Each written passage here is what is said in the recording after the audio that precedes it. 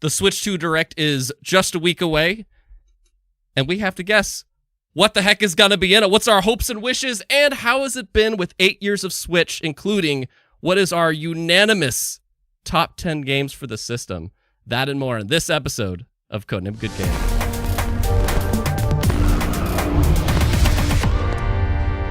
And with me today is going to be two people that have been on before, and one I realize I wanted on because he's like, one of my 3 most anticipated games that I have to play this year is Pokemon Zaw, so I have to play that. So introducing our first guest, Mr. Nick from the Friday Night Gamecast. Hello, sir. Thank you for coming back.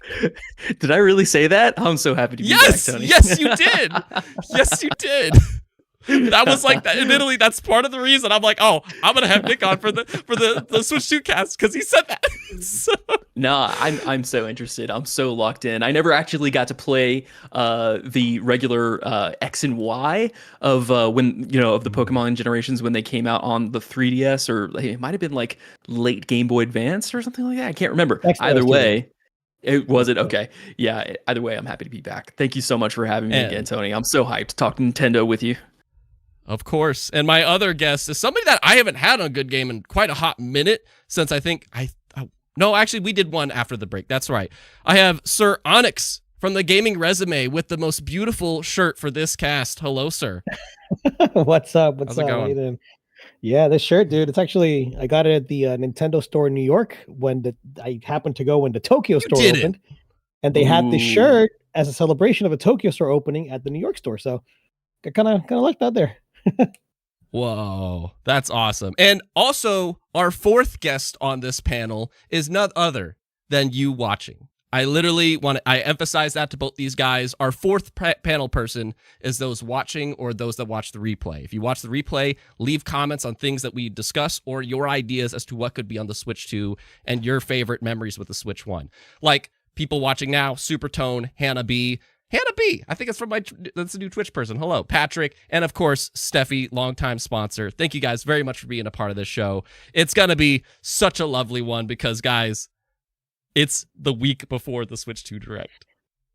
Can you believe that? Like, can I just get a grip of that first really quick? Of just like, I feel like we got wind of that in January and it was like, are they really going to go 2.5 months with like nothing? And here we are. And yeah, kind of. Yeah, that's exactly what they were gonna do. They had a plan. They had a plan, Tony, and they were sticking to it. There was no way that they were gonna deviate. Global pandemic times 2 or otherwise. Nintendo just they do what they need to do because they sure do. They're Nintendo do what they want to do. A big ship to steer. Yeah, exactly. Yeah. But the things that we're going to talk about today is, I was describing to both these guys before the show, it's going to be kind of like a Nintendo sandwich of a bonanza fest of just nothing but Nintendo today. We're going to be looking at chat. If you are watching, then leave us your comments as to your ideas and questions and such. So don't worry. We're going to be kind of in a flow, though, because we're going to kind of sandwich it. We're going to start with some things about the Switch 1, focus a lot on the Switch 2. What's the price going to be? What's the date going to be launched? What are some things that we want to see on the system? The partners. Is there going to be new hardware?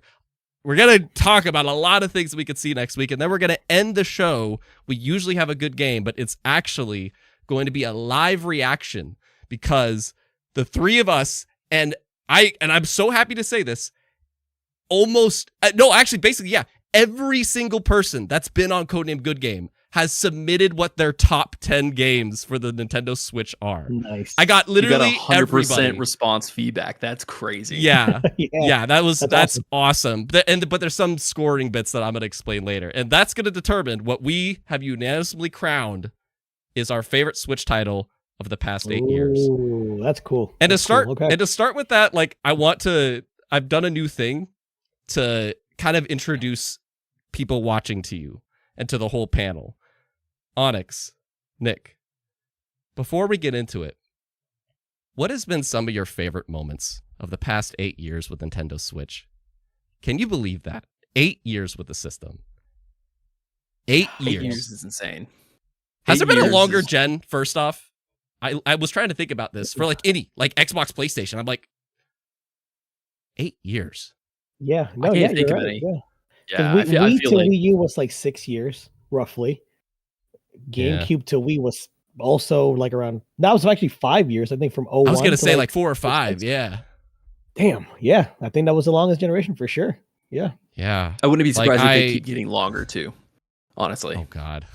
What game development? seriously. I mean, I don't like it, but that's just the reality we're sitting with. But Yeah. Is I there will anything that say comes to mind? it's- Yeah, Nick, how about you? Like favorite moment or moments with the Switch the past 8 years? You know, the Switch is like, it's been something that has stuck with me for a long time. Obviously, my OG Switch that I bought from back in the day, that's something that's sitting at Will's house, my co-host on the Friday Night Gamecast. And, because I had to bully him to play Tears of the Kingdom and, other, acclaimed games that have been out in this generation. So that's sitting there. But I do have really, really fond memories of specifically 2019. And this is right before the pandemic. I used to live in Japan in 2018, came back to the States 2019, and I injured my leg while I was overseas. And when I came back, I needed a perineal tendon surgery. Not going to get too deep into it, but in recovering for the surgery, I purchased Fire Emblem Three Houses.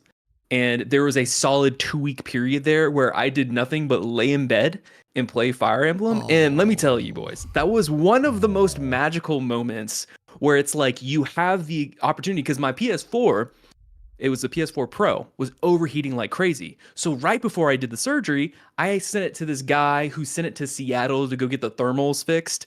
Anyway, I was out of a PS4 for like multiple weeks, so I only had my Switch. And so all I did was just dive into Fire Emblem, and I just like it renewed my love for the franchise. It renewed my love for the Switch, and I think that was around the same time that Link's Awakening came out too.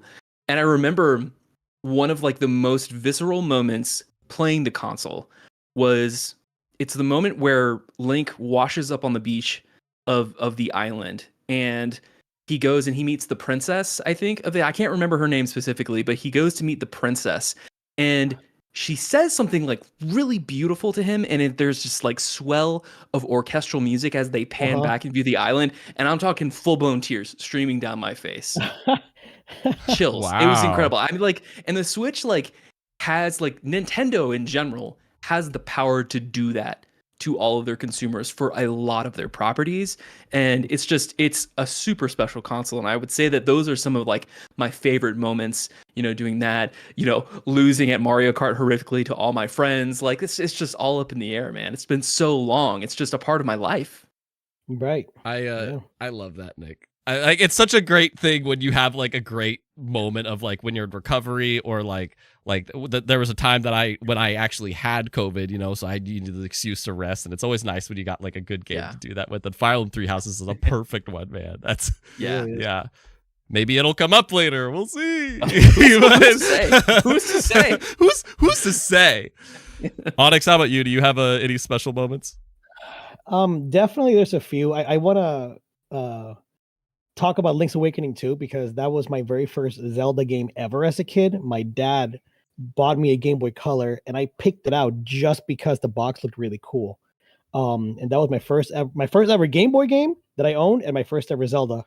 So when I saw that remake, I died. Like, unfortunately I wasn't part of the reaction on my channel.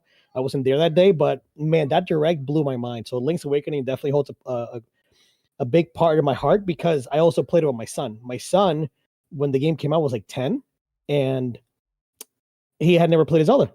He went through the whole game with me, like by his side, and that was like me as a kid playing it, my son as a kid playing it. Beautiful. Man. But I think the biggest, and I'll never forget this memory, actually has to do with the reveal of the Switch in March of 2017 or January, whenever they had that big Switch event. The Zelda trailer, the Breath of the Wild trailer. Oh, which dude. is what I consider one of the greatest trailers of all time. I was watching it with my brother. It was really early in the morning, and we're just watching this together. We both nearly cried when we hear Zelda crying to Link, the music swelling.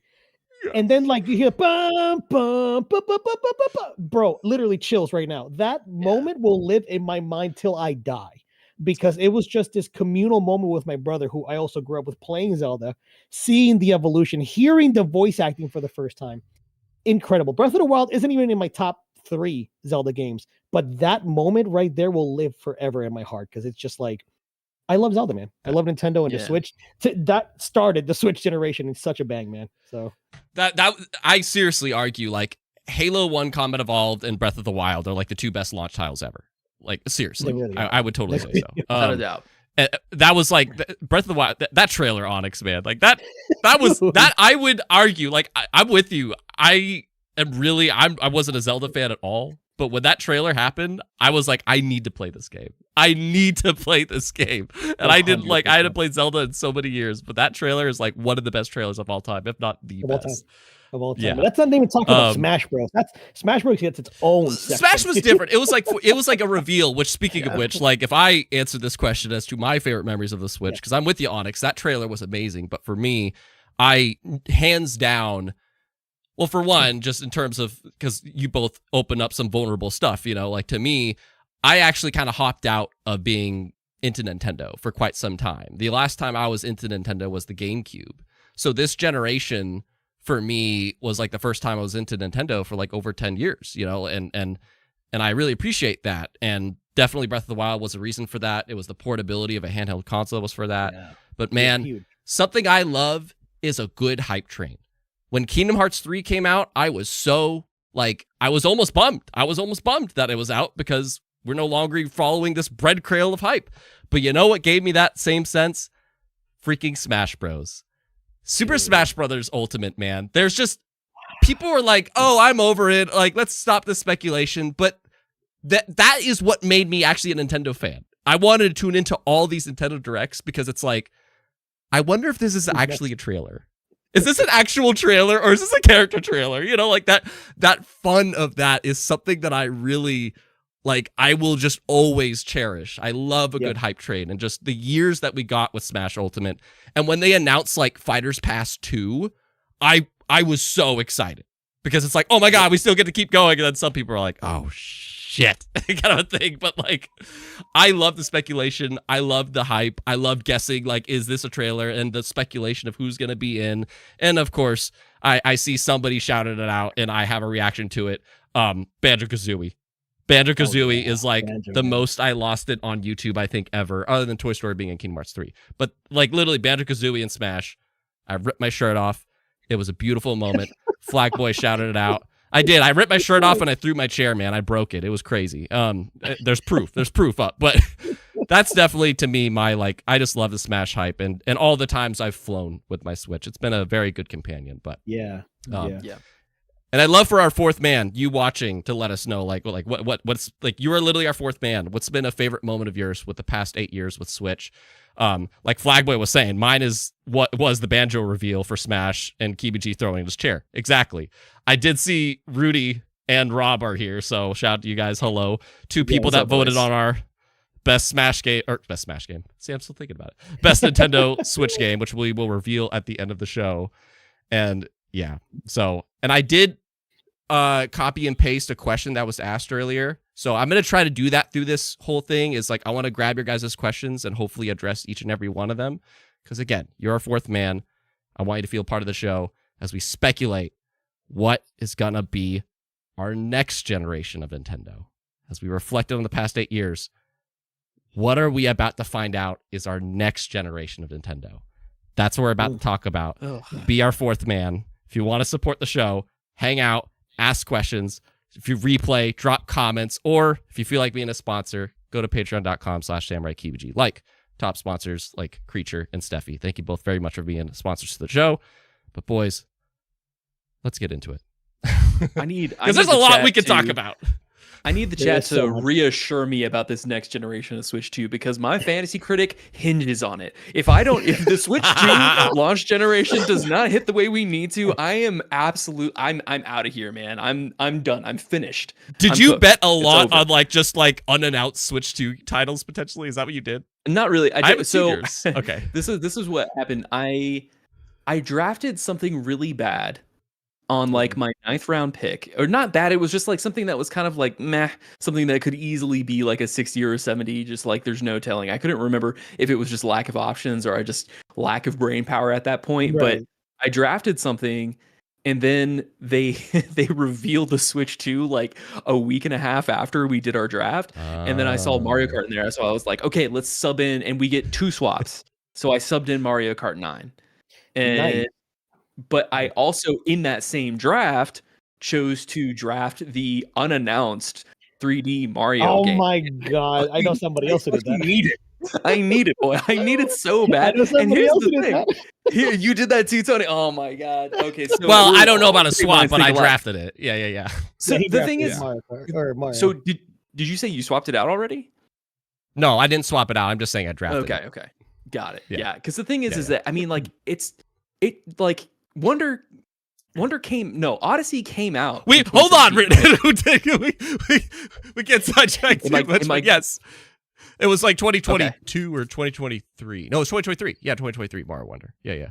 No, we're not Wonder. Mario Odyssey. Wonder, but Odyssey came out. So we're Odyssey talking was like Oh, 3D Odyssey Mario- was Marios. 2017. Yeah. Yeah. Oh, So watch it's more than time. It's more than time for. It's for more it. than time. It's more than time. But It's more there's than going to be a finished. good question I'm going to ask later about that I'm really curious on your guys' take. So, man, I want to get into it because there's so much we could talk about. But the first, I want to get out of the way a very simple, like, yes or no question to people. And I'm going to try to multitask here and put something in the live stream, folks. When will the Switch 2 launch? There's lots of rumors, speculation, and stuff. And I would imagine at the Direct next week, we are going to find that out. I would be shocked if we don't. Yeah. Yeah. So I imagine a world where there's just like 2025. Like, no, get out of here. No. No. I would, So- no.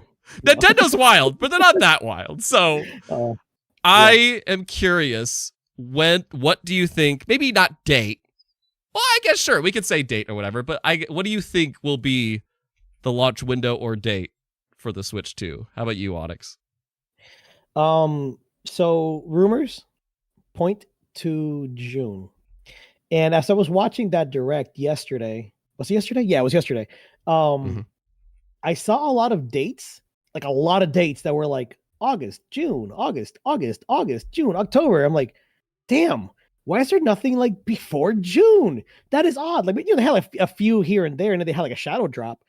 I think it's June. It just makes sense. You got leaks. You got that. I think it's June, man. Interesting. Yeah, that's a good process of thinking, Onyx. I like that. I'm leaning June as well. I think just from a business standpoint, we know I'm relatively confident that units have not shipped from Japan yet. We're relatively confident about that. So the idea is like from a supply chain shipping standpoint, they announce the actual, Switch 2. They give us all the rundown, the launch window, obviously the titles that are going to be launching with it. And they drop the pre-orders the same day as the announcement. And that's going to give all the retailers 2 months time to get a hold of the inventory that they need.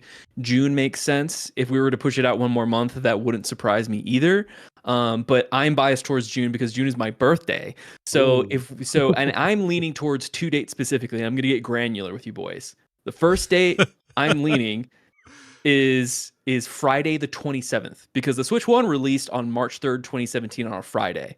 So I think that they're probably, and I know, tracking patterns with the Nintendo is a fool's errand. I realize that. Like, you just don't do it with the Nintendo. Hey, when Nick, you zig, they zag. That's a correct That's how it statement you works. just said. That's a fool's errand to track. It's a fool's errand. Nintendo I know, usually but does this. I'm speaking from the heart here. I think it would be awesome if they released it on June the 20th, which is the Friday before my birthday. I grab it, and then I'm gonna probably take my birthday week off from work, and I just have a Switch 2 in my hands the entire time. So that's the ideal. They could be absolutely twisted out of their brains and drop it on Friday the 13th. They could do that. So, who's to say? Monsters. But that's where I'm leaning. Kind of the second half of June. It makes sense to do it, and it also, I think, something that probably will continue to come up in this conversation is that it makes sense for them to stay as far away from the fall quarter, even though August technically is still summertime. It makes sense for them to get ahead of summertime so they can cascade their first party launches throughout the rest of this year. That way they can recoup their sales, because of course the bomb of Grand Theft Auto 6 dropping sometime maybe this September, October hopefully, I'm hoping, because that's on my fantasy critic too, hoping that it actually comes out. It makes sense for them to get ahead of that. Okay. Both you say June. Yeah. I'm 100% in on May. I'm 100% in on May. Okay. Because, listen, it. They revealed, and I didn't craft this theory or anything. I'm just thinking of stuff off the top of my head. They had, I don't remember what the date was, but they had that Switch presentation for the first system in like January. I don't remember if it was end, mid, early. I don't remember. Yeah, I don't know if you guys do, but yeah. And, they're like, oh, it's going to launch basically mid-March. Now, again, if we do a Nick here, it's like, oh, that means it's going to be 2 months from now or whatever. But I fully think we need to pay attention to sorry, I don't like saying that, actually. I am paying attention to some things. As Onix was saying, there's some games that are missing dates at the Nintendo Direct we just watched. A lot of games got dates, but there's some that didn't. Like Metroid Prime 5 or Metroid Prime 4 for some reason. 4 didn't get a date. Yeah. Why did we not get a date for that? Also, neither did Pokemon, did it? Pokemon did not. Okay. Yeah. Another reason. They got these Switch launch events happening soon, where people are going to these cities to try out the system almost right after this Direct is happening. I think it's the next day. Yeah. So that's happening right after. And there is, sorry, my camera disappeared. There is a period in between those two. Like people are going to try it out for a month, and then there's going to be a week break, and then they're going to do it for another month. And the other big thing I would say is you do not want this system to launch in the middle of summer break for children. You want it to launch before summer break. You want the kiddos to get out of school or even at the end of school so they could go like, oh, look at my little thingy that I'm playing or whatever. Like, put that away, Jimmy. Put that away. Oh, no, Mommy, you took my Switch or whatever. You want the kiddos that is going to be the reason Nintendo consoles sell hundreds of millions of copies or whatever, because it's family-friendly systems. And if you do it in the middle of summer when the kiddos aren't talking to each other, you're not going to sell as many. So to me, it's like, I'm just thinking of this as like a businessman rather than like other things. It's like, I just feel like you would want that out in May alongside other things coming out in May, which we're going to bring up later as to like partners that could be at the Switch 2 Direct too.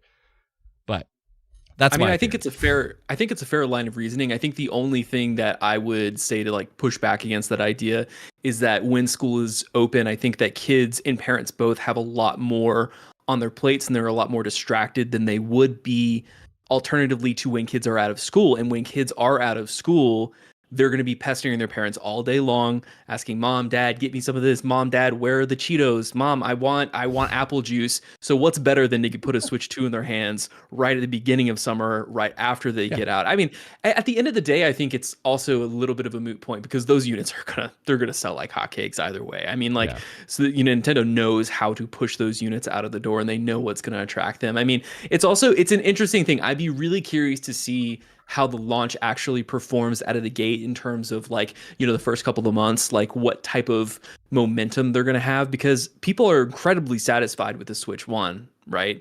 So like everybody who is not in the gamer niche audience like us, what kind of impetus do they have to get the Switch 2 other than the fact that it is the Switch 2? I'd be curious just to see where people land with it. Yeah. I mean, we'll see. I see. So, folks, to bring our fourth man in, gaming duo, I think that's Rob here saying he agrees with Tony. It's May. I did see Rudy, I think, said June. Yeah, June. And I feel like it's going to be one of those two. Like, there was there was at some point, like a rumor, oh, they're actually just going to drop it in April. They could. They absolutely could. It's Nintendo. Yeah. Like, there's nothing that is unlikely with Nintendo. There's nothing that is unlikely with Nintendo. But they could, but I definitely think May and June are like the most prime possibilities. In terms of our like poll, I put up a poll, there's 16 votes so far.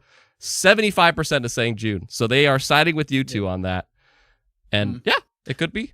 If it's June, I would just say like first thing June. It would have to be like the earliest of June. I don't think like that the beginning should pass the first week. Like the 4th or something like that. But because I'm thinking also like worldwide scale. Like Rudy didn't mention Japan, which is one region, But I don't know off the top of my head, like in Europe or other places of the world, like even South America, right? South America, summer is in winter for us, right? Their winter is our summer months in certain parts of South America. So I don't know if they have the same type of break that we do. Is it a long 2-month break like we usually have in the States, or is it shorter? I don't know. Probably not. I think I would say, sorry, I didn't mean to cut you off there, Onyx, but I think that Japan generally defers to Western audiences, specifically America and Western Europe, in terms of like the timelines of whenever they're launching. I think it's probably like, frankly, just the biggest market share. I mean, Nintendo sell everywhere out of the gate, and I think that and I saw Rudy talk about Japan as well, talking about their summer break.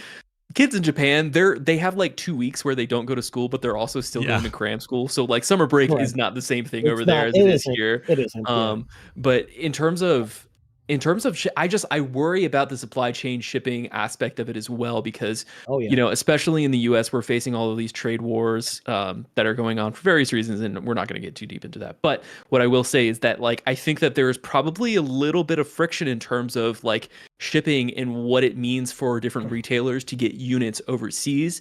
So I would just, my personal feeling is that we would have to like maybe mentally push that date out, hope for the best, plan for the worst, because it's going to take time, and they want all of these retailers to be able to have it on the day of actual release and not have a situation where it's like, half of the Best Buys in like Florida don't have Switch 2s. Yeah, exactly. Yeah. I'm with you on that. Okay. We got the takes. I'm definitely sticking my May theory, but we'll see. You're sticking to your guns, Tony. Pizza bet. Oh, 100%. Like, I'm not backing down on that. I fully believe it. And also, I saw somebody say something like, yeah, remember when Doom Eternal launched on the Switch? And I was like, oh shit, Doom the Dark Ages, though.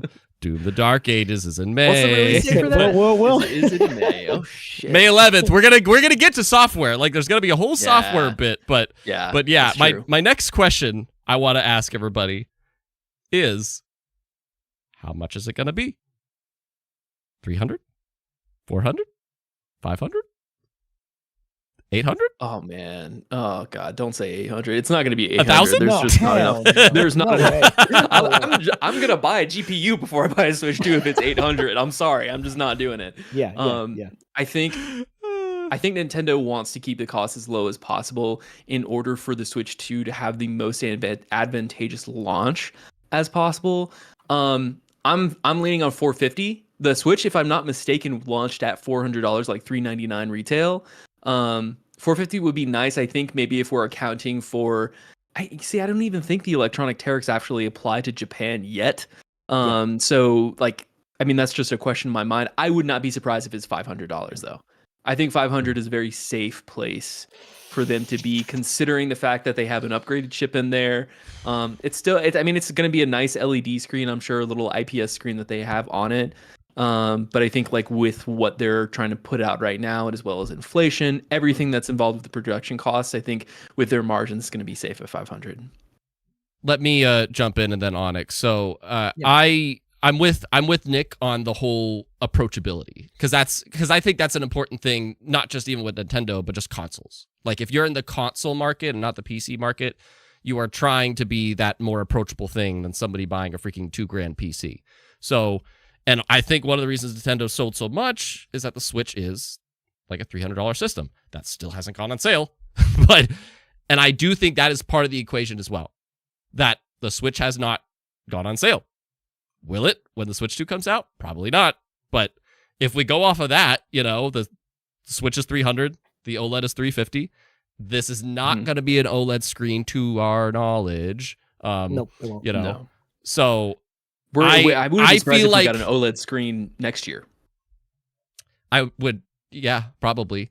But I think it's like they honestly probably could go to 500. I don't feel like they will, though. I feel like it's either 4 or 450. That's where I'm sitting. I feel like they will do 400 though, but they'll probably, I don't know. It's a toss and turn have between gotten those so two. much more expensive, Tony, across the board from They the have. manufacturing to They the merchandising have. end. And so it's And like, it's like I a think system that's 500 is the sweet spot now. It used to be. If things didn't change, if COVID didn't happen, and if fine, you convinced me. America 450, 450, 450. I guess I'm you hopeful, convinced me. man. 450. I love your hopefulness. I love that. Yeah. It's launching the soonest, and it's gonna be the cheapest. I bring the optimism. How about you, Onix? I'll say 450. What about you? See, I'm more on your original train of thought of it being 400, simply because, actually, Rudy just said it in chat, the PC handheld space. The Steam Deck, which is quite powerful and has a good chipset, is $400 for the base model. So if Nintendo, not necessarily, they don't need to compete with the Switch or with the Steam Deck. That's obviously I was going to say that. I don't think they look at them as competitors. But what I mean is, you got to look at the price of hardware, right? And the price of hardware in the PC handheld space, with hardware that's pretty advanced, is roughly at the 400 to 450 range. So I don't see it being more than 450. I think 400 is a reasonable price point if they have two SKUs. A smaller size, internal memory SKU, and a higher size memory SKU. 400 for like a 64 gig internal memory, 450 for like 128 or something. That's the only reason I could see them having it pushing more to 450. Because the original rumors, which may have changed, were pointing to an LCD screen to keep costs down. They didn't want to. I think that's a factor. Much. LCD screen. Yep. They according to that original rumor, it was LCD to not charge much for the console. So you're already launching $100 over the original Switch at 400. You know what I mean? 50 over the OLED. So I'm leaning more towards 400, but I could see 450 happening. 500, yeah. I don't think so. It's a no shot for me in the 500. Let me bring up some. I'm hoping I'm wrong. Well, obviously, it's nice. It's nice to it's nice to have like okay, I have these like a high pessimistic, because if I'm wrong, then I'll be happy. Absolutely. Let me bring in our fourth man. So yeah, Rudy said 400 to 450. Creature's like, how bad would it be if they launched at 800? They would never. Nintendo would. PS5 Pro level, dude. PS5 Pro. Listen though, it is going to be portable. It's a portable system. So but yeah. No, and if it's more than my RG Ally, I'm not buying it. I'm sorry. No, dude, no way. It's just not happening. Hannah B, the cost factor is why I still don't have a PS5. Yeah, and that's what I mean. Like, Nintendo owns that area if they can keep it approachable. And I think I saw somebody else bring up, like, we also have to keep in mind this is a system that's built for the family. It's built for the kiddos. And because of that, it has to be more approachable. So it's like, I'm with you, Nick. I think that they could go to 500, but because... Well, there's two sides to Nintendo. There's the evil side that it's like, let's never go on sale. And then there's the side that's like, yeah. There's two wolves in all of us. There's the wolf that recognizes that Nintendo fucking loves money, and they're going to do whatever they can to generate as much money as possible, including, pricing their consoles on a little bit of the higher end. I just also think just like economically leaning towards the 500 in the low end is going to be probably the reality. Also, to just touch on what you were saying earlier, Onix, about the two SKUs, I would love it if they came out with multiple SKUs at launch. I just think it's highly unlikely because confusing the consumers, they want to drive people towards like one singular product to give it the most chance of success as possible. Yeah. I would say like I definitely like the idea, and I think it probably, more realistically would be a holiday season type thing where they're going to, have another, their late November or their October direct. They're going to be like, oh, and by the way, you like the Switch Lite so much. Here's the Switch Lite 2 sort of thing at the end of a show. It's going to be exactly. It was like whatever they call it. Can get away with it, right? Because iPhones have like 3 friggin' SKUs with 6 different sizes. Like, if they can get away with it. And the only reason I bring up iPhone is because I feel like Switch going to Switch 2, BC, right, backwards compatibility, making it like digital store is going to be exactly the same. It's giving me iPhone. It's giving me Apple structure of like, this is the next machine. It's compatible with everything you already own. Here you go. It's giving me that feel. So, I don't know. The backwards compatibility is a good note. I think the backwards Yeah. compatibility is a good note too. Like this will play everything Switch. I'm not saying that'll impact the price, but I think that also impacts like people willing to get it, because I think people would hesitate to get it, if it wasn't backwards compatible. And honestly, I have like a perfect transition to that. So just no more words on this, but I do want to mention what the people watching said. Of everybody voted, they said 50% $400. The runner-up is 31% $450. Or more. So those are the two options. Nobody thinks it'll be less than 400, which I think we're all in agreement. It's not going to be less than 400, but that'd be insane. So majority thinks closer to 400 than 450 or more. So, but we'll see. Again, we're just all sharing our opinions here. That's the whole point of this. It's a book club. But real quick, they did do that with the Wii U. They did have two SKUs. That's it. That's what I want to say. That Wii U did have a 32 gig and a 64 maybe. But yeah, okay. That's it. Yeah. And Steffi, I can only hope it's below $500. I'm expecting Switch 2 games to be $70. Okay, so Steffi, you have a perfect thing that I want to bring up. This is my last question about like pricing, logistics, hardware, dates, and so on. This is the last question this is a very curious one that I want to bring up with you and everybody watching. Does Nintendo charge to upgrade games? Yes or no? $10? $10. I think if they had the infrastructure in place to do it, they would not hesitate to do it. I just like wonder how this is going back to something that I've said before, is that Nintendo moves at like such a glacial pace compared to, Sony and Xbox in terms of competition. And so the thing is that like, if like the rumors about their upscaling tech and all of that is true, and that they're going to want to market some of the older Switch games in order to support the Switch 2 in terms of driving its marketability, so you can play all of your old games but now they're better on this new product, that's smart. But like the question that like has me, and I don't want to be like the heel of this episode and be the naysayer for everything, but I think that like I would be very surprised if they already had the infrastructure in place to already have all of that work done for multiple titles that they've already launched, in terms of like done that work to QC it. We know that their upscaling tech like actually works and that they will actually perform better on these new consoles. Nick, are you saying something? Are you saying something like kind of like Xbox, where it's kind of like a smart delivery thing and that's it? Or I would, that's kind of something that I would lean towards. I think that they're probably going to update the UI at most. They're going to update like the actual like downloadable infrastructure. And we even got like the whole thing about like the digital cards. I think that's, at that last Direct, I think that's more of the arena that we're going to lean into with the Switch, in terms of like how they're going to have your libraries consistently bring over into the Switch.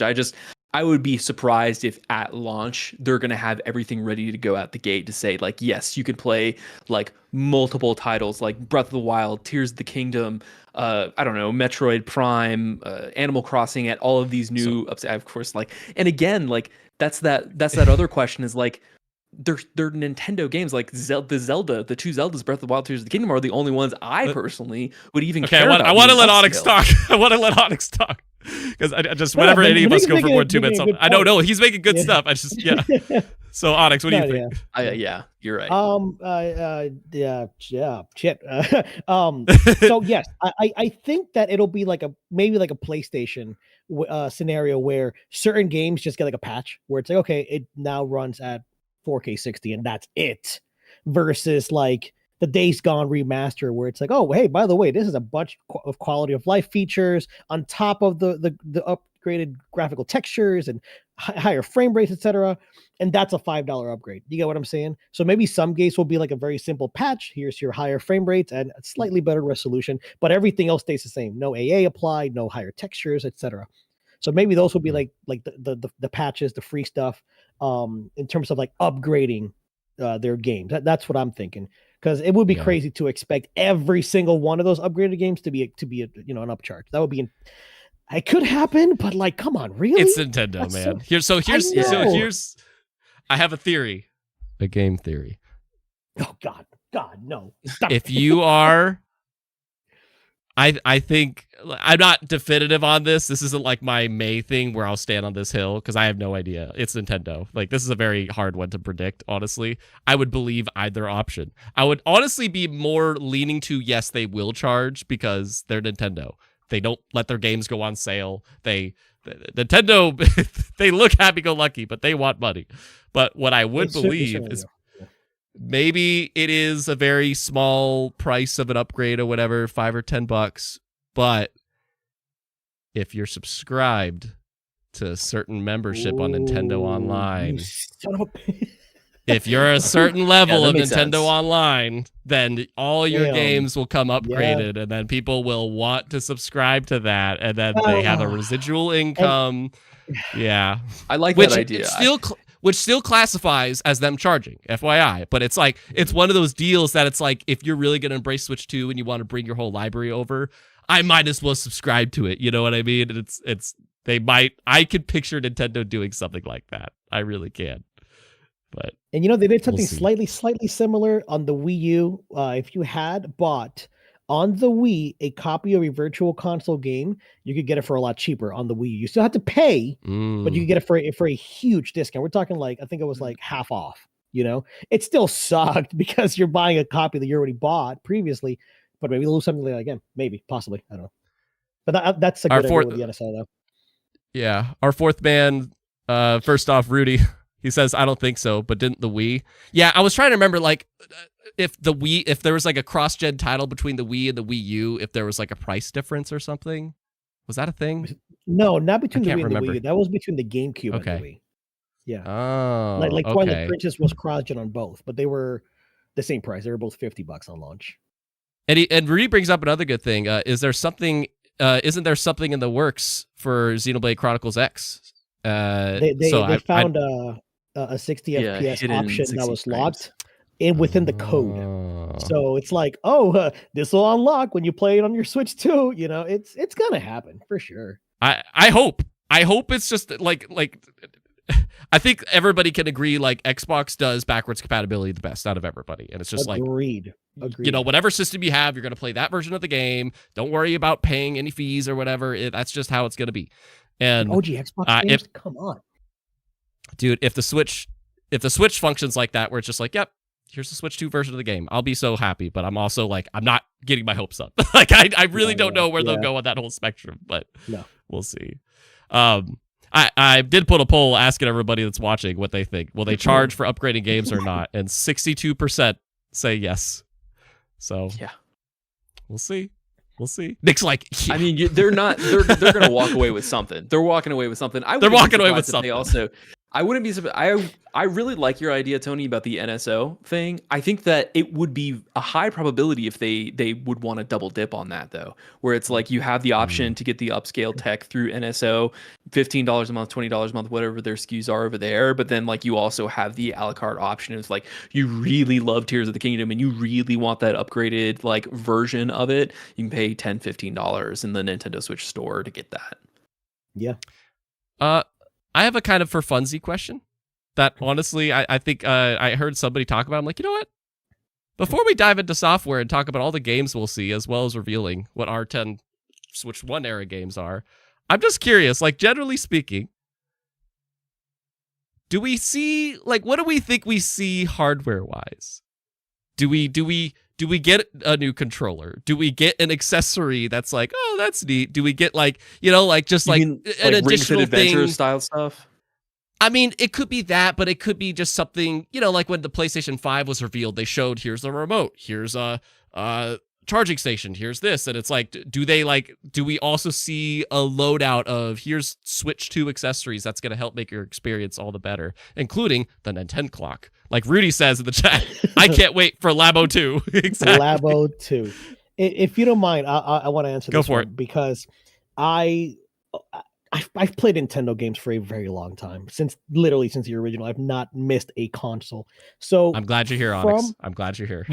From the Wii to the Wii U, I was so friggin' happy that all of the accessories that I bought just worked. All my Wiimotes, all the little the steering wheel for Mario Kart, everything transferred over to the Wii U. So if they do that again, if my Pro Controller will work on my Switch 2, please. Because that's okay if they make a Pro Controller 2 that has better HD rumble or triggers that are haptic feedback and all that good stuff. Sure, go ahead, go all out. I know my Joy-Cons may not work on the Switch 2, but let me at least bring my Pro controller over and my stuff that connects Bluetooth. You know what I'm saying? That's the hope, you know? I just That want is the hope. Like Joy-Cons not to like die in 2 months of use. Like I just want there not to be. I mean, I know the magnetic technology. I don't know if that's the thing that is supposed to fix it, but I just need consistent Joy-Cons for like. Give me 3 years. That's all I ask. Just 3 years of Joy-Cons. A year would be nice, maybe. What if? Because they're getting away from the snap and the click thing, and now it's just a clap thing or whatever. Yeah. What if we see accessories that utilize the magnetics, and it's just some things that like clap onto the side of the Switch? It could be like different versions. Could be different versions of Joy-Cons that just go. The game's gonna ask you to go over to your fridge and slam the Joy-Con on the front of it and wiggle it around. Here's a Nintendo Switch 2 fridge, and you snap your Joy-Con on it. Use it as a handle. Tony, you know what I want? You know what I want? I want a light gun for the Switch. Can we get like a light gun for the Switch to release like on the same day as like Metroid Prime or something like that? You know what I mean? Yeah. Well, so and that Nick, you bring up. That's a good point, Nick, because it's like we did see the functionality of like them teasing it being a mouse, you know? So I wonder if they do anything with that. I wonder if they'll probably show that off, but I wonder if here's our Nintendo mouse pad. Like, you know, like I feel like it could be stuff like that. An like, official Nintendo mouse pad, baby. The best mouse pad you've ever had. We won. We won. Civ 7 is going to be okay. We're not going to get too far into it. Yeah. But strategy games are going to be like peak on this console. That's all I'll say. Splatoon, baby. Strategy and shooters.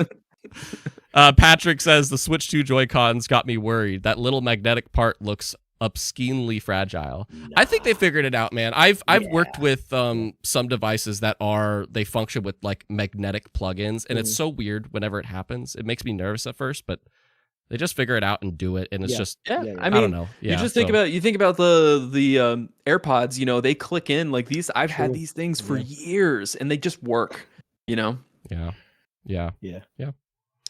I just thought that was like kind of a fun question before we dive into. Yeah, good question. A lot. I like it. A lot. Nintendo Labo. A lot.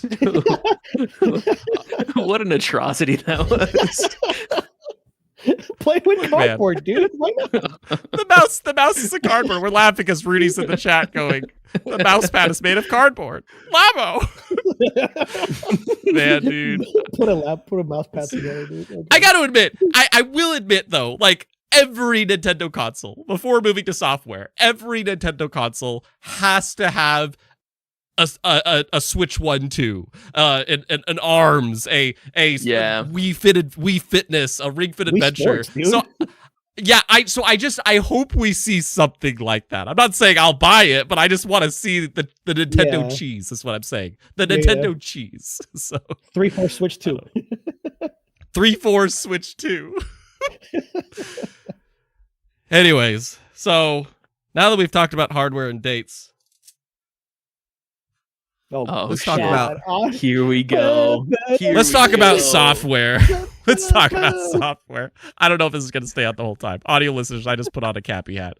Let's talk about software. But again, I want to just shout out, if you are watching, you are our fourth man. If you're watching live, like Rudy, Patrick, who just got here, Rock88, sup y'all, hello.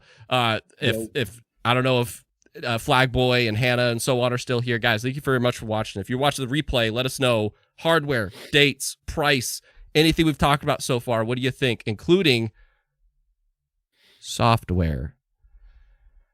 I have 4 questions to keep us on track here, to kind of like, because we could go all over the place with the games that could show up. But can I just get it? Like, don't go on a rant about this, but I just want to get a feel.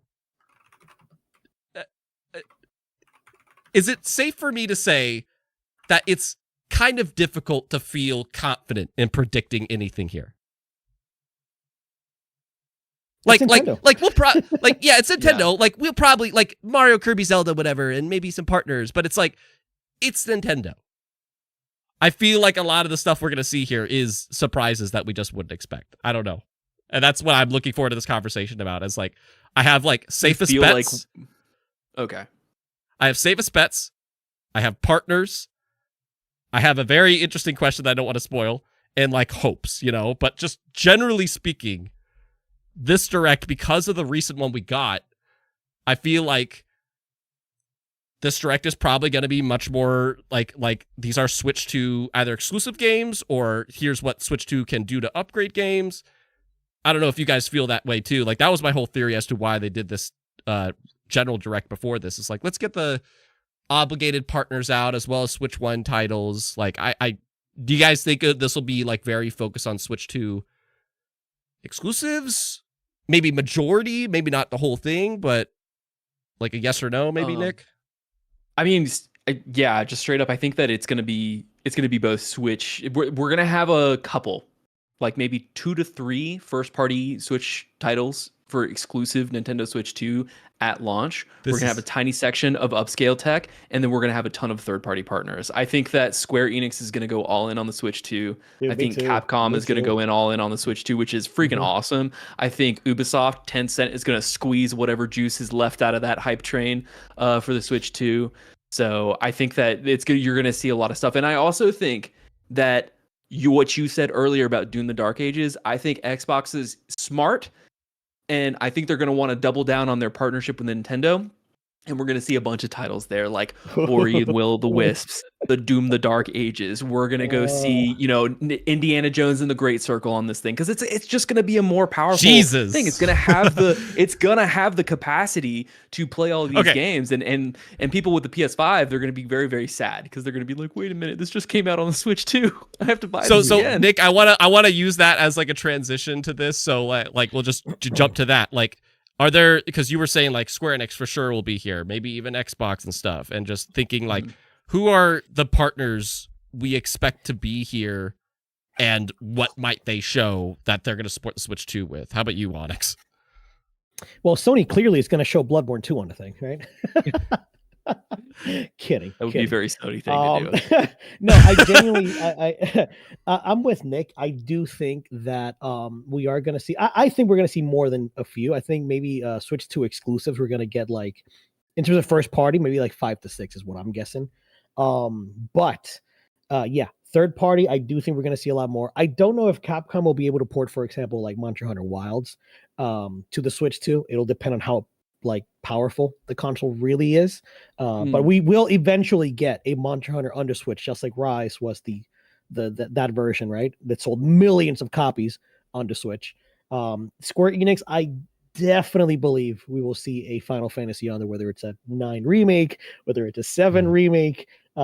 We are going to see it on there. Hey, Onix. Hey, Onix. What about a 10 remake? Oh, 10? No, not yet. Not yet. Because if a 10 remake shows up on Tuesday or Wednesday or whenever it is, I will actually die. I would shit myself. Sorry for the language, and I will die. 100%. Yuda's gonna come up on screen, and Onix is gonna pass out at his desk. I'm going to die. I didn't understand the hype behind that. I never understood the hype behind that until I finally played the game in 2019, and now I'm like, I'm with you. Dude, 10 is just yeah.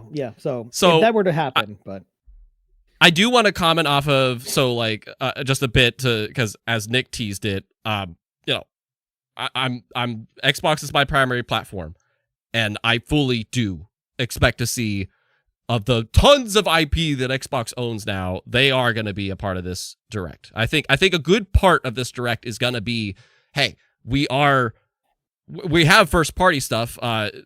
We all like wiggled this question in that I have going on for the live stream right now. It's like as to how many first party things. I think I might be the optimist here again. I think we're gonna see like 7 plus first party things. Ooh, okay. It's gonna be a meaty show where like half of it is first party, half of it's first party, half of it's third party. 7 new first party titles, brand new. And we'll get to why. That means we'll get to why. Zelda. We're seeing new Zelda. We'll get to why when we talk about the first party stuff. But I don't know. But I definitely think a big partner is gonna be in terms of partner side things is gonna be Xbox with we already know they are obligated to at some point start releasing Call of Duty games on there. We know that's a thing.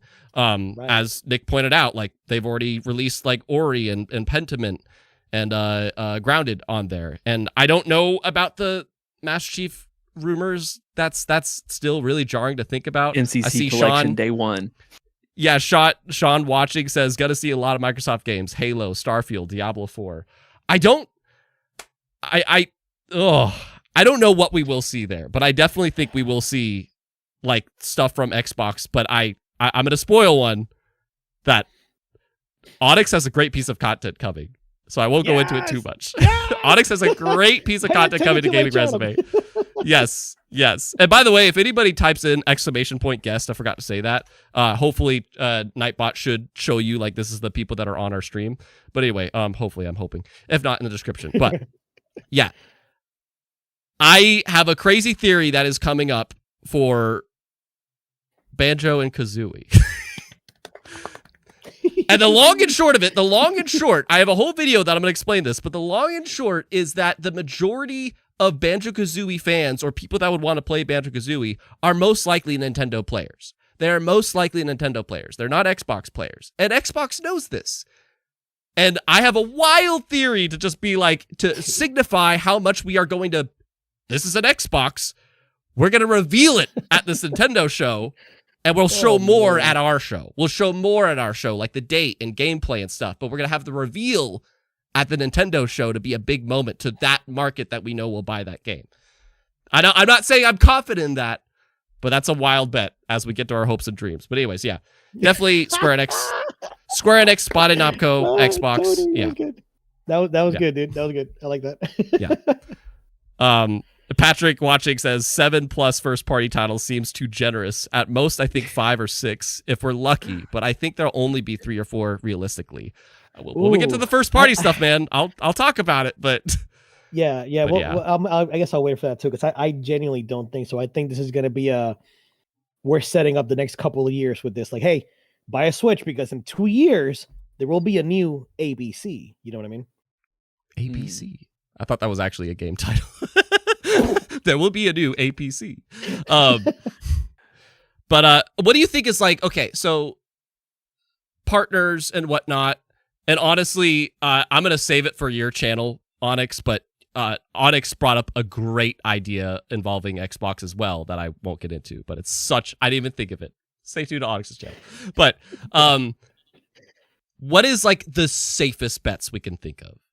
Like, what do we think is absolutely going to be here other than Mario Kart 9? God damn it. Go for it, other than Mario Kart 9. Other than Mario Kart 9, what do we think is like pretty like we would be willing to put like a $20 or $50 bet on it? There's no safe bets with Nintendo. This is so hard. There really are. I mean, like it needs to be the next 3D Mario. It needs to be whatever they're gonna call it. You know, Mario Whoop-de-doo, whatever it's gonna be. Mario 2 remake. I don't know, whatever it is.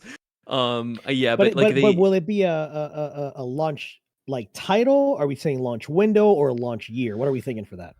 I wouldn't be surprised if they stage it out for Mario. I mean, see, I'm of two minds about it because I think Mario being a launch title really, really drives a lot of interest towards the Switch 2. But I also wonder if like Nintendo, like their ideas is that they want the Switch to be saturated in the markets before they drop the new Mario, and then that's going to spike sales again. So I would be curious to say, I think like if they are going to do a Mario 3D, again, the same conversation that we keep repeating all the time is that it's smarter to get it out sooner rather than later, right? Because we don't want that, happening in fall. It's going to get bought either way, but it's just like we don't want it to like impact the sales because, it's Mario. Like we need it to do well. And it's going to do well. Like I have no doubts about it.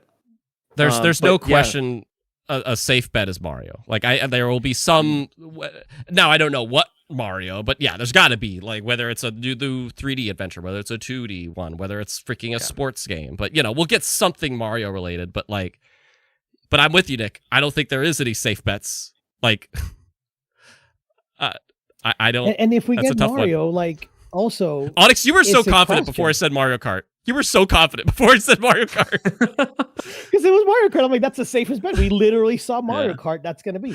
But I also think a 3D Mario makes sense because, like, again, that I think they want to replicate the Switch's launch year. That year was so successful.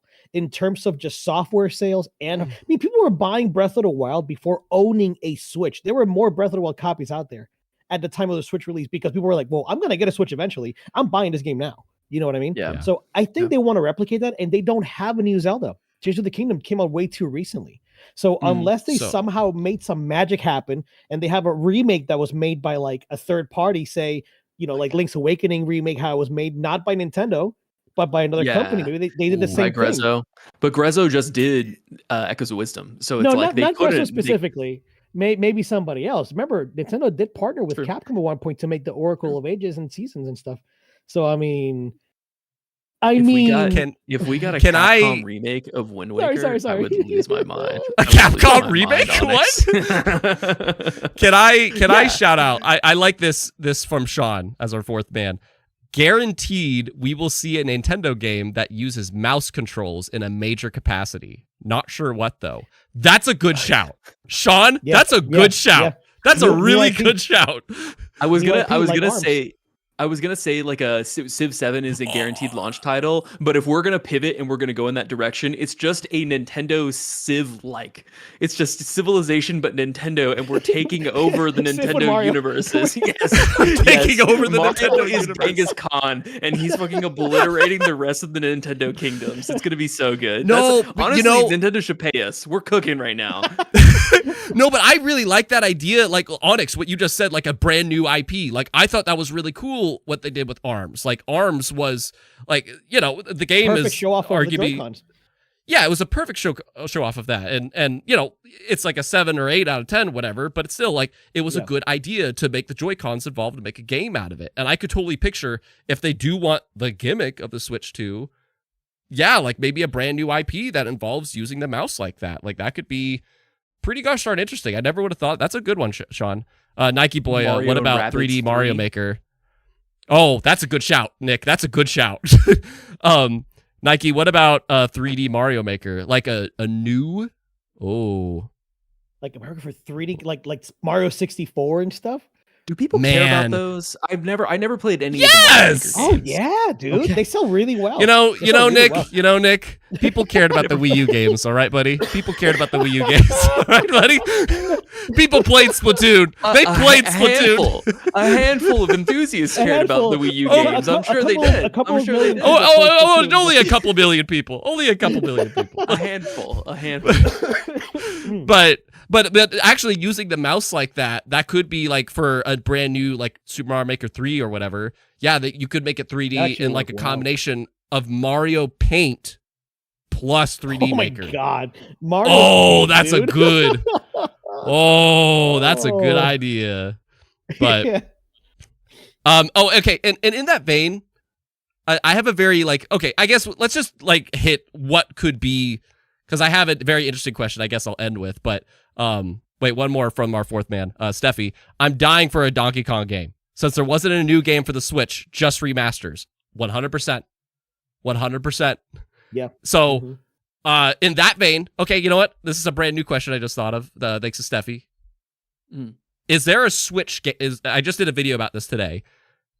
Is there a game IP that Nintendo has that they didn't make a new Switch title? I'm not talking about Xenoblade Definitive Edition, Donkey Kong Tropical Freeze Deluxe, Mario Kart Deluxe, whatever, or Metroid Prime Remaster. I'm talking about a brand new title for the franchise that didn't get one in the Switch era that you would love to see in this Nintendo Direct. I want to ask everybody that question. Like, if you could have one, one IP, what would it be? I think you know what I'm going to say. I think we had this conversation. What is it, Onix? Filmed that video with you. Star Fox, man. I'm with you. I'm with you. I'm with you, Onix. I'm 100% with you. It's been too 100% with you. Like Star Fox Zero had a good idea. Awful implementation. That was not a good way to play Star Fox. They need to take that idea again, refine it, and make a new friggin' Star Fox, man. Like, I need it. Yeah. I need it. Yeah, and I get the I didn't play Zero, but it's important when a game like that, if it doesn't sell well and doesn't review well, but it's like you can make a good Star Fox game. It's possible. You've done it previously, and it's also to get to the point of what my video is today. It's like you don't have that. You don't have an on-rail space shooter like that. You have RPGs now. You have your platformers, obviously. You have your open worlds. You have stuff in these genres, but Star Fox is a genre you don't really have covered right now. And that would be really cool to see it get a second chance. I would love that. I would totally love that. But it can't be Star Fox Adventure. Maybe if you figure out one, but like, no, but like, not adventures. Yeah, I still think like a roguelike Star Fox game. Get the F out of here. Get the F out of here. I would. You know what would be a banger to launch with? New Nintendogs. Well, Nick, listen, that's probably gonna happen. But... That's hot. We need it. Wait, listen to me. 3DS? A new Nintendogs. That you use the mouse to pet them. They use the mouse. Oh, it's over. It's already done. That's a good cat. Good kid. Lock it in. Lock it in, Tony. They sell a fur mouse pad. Oh my god. You're petting the shit. Good kitty. Can you please hit the Joy-Con harder? It's not responding. Oh, yeah, come on, kitty. Yeah, Nintendo Pets. Oh my god. I just had a heart I really attack. wanted a Super Nintendo cart, by the way. I know it doesn't sell as well as Mario Kart, but like I always wanted a Super Nintendo cart. Slightly off topic. That'd be cool. Thought of like things for the Switch. Man, bring in more characters, man. Like a Smash Ultimate, yes, just with carts. Yeah. Yes. Imagine racing with Cloud on a Chocobo with Mario and everybody going through Midgar. You're cooking, Onix. You're cooking. Well, on that same note. Yeah, Nick, how about you? Do you think they've given up? Well, I mean, Nintendogs was my big pull, but do you think they've given up on some of their older like racer/sport IPs? Like, do we think like the 1080 franchise is done? Do we think Wave Racer is done, like locked away, Nintendo? Like we're never gonna come back again? I mean, I could be wrong. F-Zero's a good shout. Like I saw Sean bring it up, watching like F-Zero's a good shout. Too, but again, like, but it's like would they do that while they have Mario Kart? Would they do that while they have Mario Kart? That's the question. Is that they like, are they gonna need to? But it sucks. Yeah, because Star Fox is very clearly, to Onyx's point, it's a flying IP, very much different from what you would get in terms of a Mario Kart, like mechanically and just aesthetically, right? And you could probably use the mouse to operate it however you want to, but. Yeah, I don't know. It's just like I think that they're still continuing to very, very poor in lesser degrees their like sports games, like the golfs and the Mario Kart Strikers and all of that stuff. But it's just like some of their older classics, like the F-Zero, like the Wave Racers. It's like, why can't we get some of that back? Wave Race hasn't had a game since the GameCube, man. That was a launch title or a launch window for the GameCube. Yeah. You know what? That's actually not that crazy. I did research for the vid today. It's like, man, there's some IP that haven't had anything since the Game Boy Advance. That's nuts. Yeah, it hurts, man. It hurts. Yeah, but fourth man talking here. Mew Store, maybe something new like Nintendo Land. Let's say Nintendo Universe. I like it. I like Nintendo Land. I don't care what anybody says. I enjoy Nintendo Land. Damn it. I did too. I thought Nintendo Land was great. Sean brings up a good one. Kid Icarus. Oh, Kid Icarus. Yeah. We need. Dude, I have to admit, Kid Icarus, the last one was for the 3DS. I didn't play that game, but everything I see of it looks so promising, and I would love to see. Yeah. His company sorted. Yeah. But I would love to see a Kid Icarus game with the flashy graphics, man. Like a Kid Icarus game of him like flying. What's up? What's the over under that we get a Dr. Mario? Oh my god! Are we strong? Like, do you think that's like headed towards extinction? Like, it's just we're done headed towards extinction. What the heck was even the last Dr. Mario? I don't even remember. I don't even know. I feel like it was. I feel like they had one on the 3DS. I could be wrong about that. Maybe. I'm looking it up. Me too. I think that series is done. Yeah, I think it's done. Yeah, it's fine. It's fine. I don't see when the last one was. Well, anyway, yeah, I don't know. Yeah. If anything, he'll just like have an appearance within the Mario game and have like his own level or something. Yeah, you're right. 2015 was the last one. There was a mobile device game called Dr. Mario World, but that was 2019. So if you want to count a mobile game. Were we okay? So this is a question. Sorry, go ahead, Tony. No, you go ahead.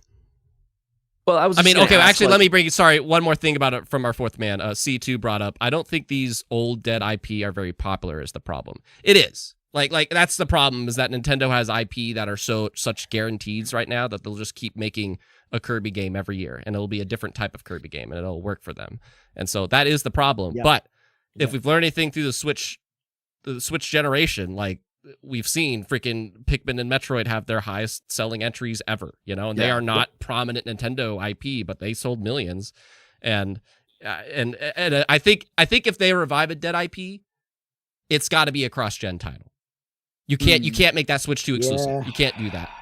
If you're going to take that risk, yeah. I mean, I would be willing to say that the majority of the stuff that they're going to release on the Switch 2, like bar new 3D Mario, bar the next mainline entry in Zelda, will mostly be backwards compatible. Like you can also buy that and play it on the Switch 1. Yeah. It's just going to perform poorly if it's optimized for the Switch 2. Mm-hmm. I agree. Yeah, I think that's even the new 3D Mario will be that. That's a good question too. Is like how mixed or how all in do we think they'd be? I feel like it's going to be a good mixture. They're definitely going to have Switch 2 exclusive titles, but they also are going to have cross-gen ones like for the first year or two to help transition people, because you don't want to abandon 150 million consoles. You don't do that. Hell no. Yeah. In terms of a business. Yeah, and one of the things is that again, like what you're saying is, in terms of the fact that they have the super IPs that they know are just going to generate tens to hundreds of millions of units, at launch, between the Super Marios and the Mario Karts and the Zeldas and the Pokemons and the Kirbys. There's a second stage of IP that they will continue to release for, and they will continue to put stuff out. And something that came to mind while we were talking about this is that were people happy with the last Yoshi game? Did people care about that game at all? Yoshi, Crafted? It was something, Yoshi's Crafted World. I remember it being very mixed reviews. I wouldn't be surprised if they tried to bring Yoshi back into the fold, because I love that little fucking dinosaur. I love him so much. I don't trust you anymore when you say mixed reviews, because you're all I heard was that Wii U Smash was mixed reviews, man. It's literally a mighty rating on OpenCritic. Literally, Tony, every single fucking person that has ever said anything about the Smash on the Wii U said it was the worst Smash that they've ever played in their lives. But your crowd, what about all the media and people that reviewed it? Yeah. Were they wrong? They said the same thing about the Wii. They said the same thing about Brawl, and then it was bad, and then the Ultimate came out. I think that's a competitive side, because my brother and I were into the competitive side, and obviously Smash 4 was still big because they played it as the newest Smash Brothers, but 100% compared to Melee, it was damn, this game is slow. Wow, it takes slow. I looked up Yoshi's Crafted World. In terms of OpenCritic, it has an 80 from critics, and it has more than 1 million copies sold in its first 3 days. In 3 days. And then 3 million by December. Yeah, so it sold well. And again, that's the power of the Switch, man. The Switch gives second chances. So give a second chance to Earthbound, goddammit. But anyway. Okay, so let's... Mother 3. Anyway, so this is where I want to really get Fourth Man's in, because I want to talk about those first-party IPs that 53% of the chat that is watching live is saying there will be 3 to 4. And we were kind of all over. I think, Nick, you said 1 or 2. Onix, you were 3 or 4, and I was 7+. I think up 5 to 6. I think 5 to 6. Okay. Yeah. Nick, you think 2, 2 or 3? I think 3. Yeah. Okay. Yeah. So we're pretty all over, and I like that. The reason I say I'm the most optimistic here, and I'm saying 7+, and we're just sharing our opinions here, because we don't know what'll happen. Again, Nintendo's freaking unpredictable. They're sitting on shit. They're sitting on so much that they are purposely they want to hide, because they want to save it to be the big blowout for this system. And like Onix was saying earlier, it was a very good point. The reason the Switch was so successful is because it had not only the best launch title ever, it had probably the best launch year ever. It was just banger after banger after banger. Arlo did a great video about this. I really recommend watching it. But he listed just basically it was every month we had a first party game come out. Every month there was a first party game, between Kirby, between Metroid, between Yoshi, between Mario, between Zelda. And it just kept going and going and going. Splatoon 2, they just kept going. ARMS, they just kept releasing all these first party stuff.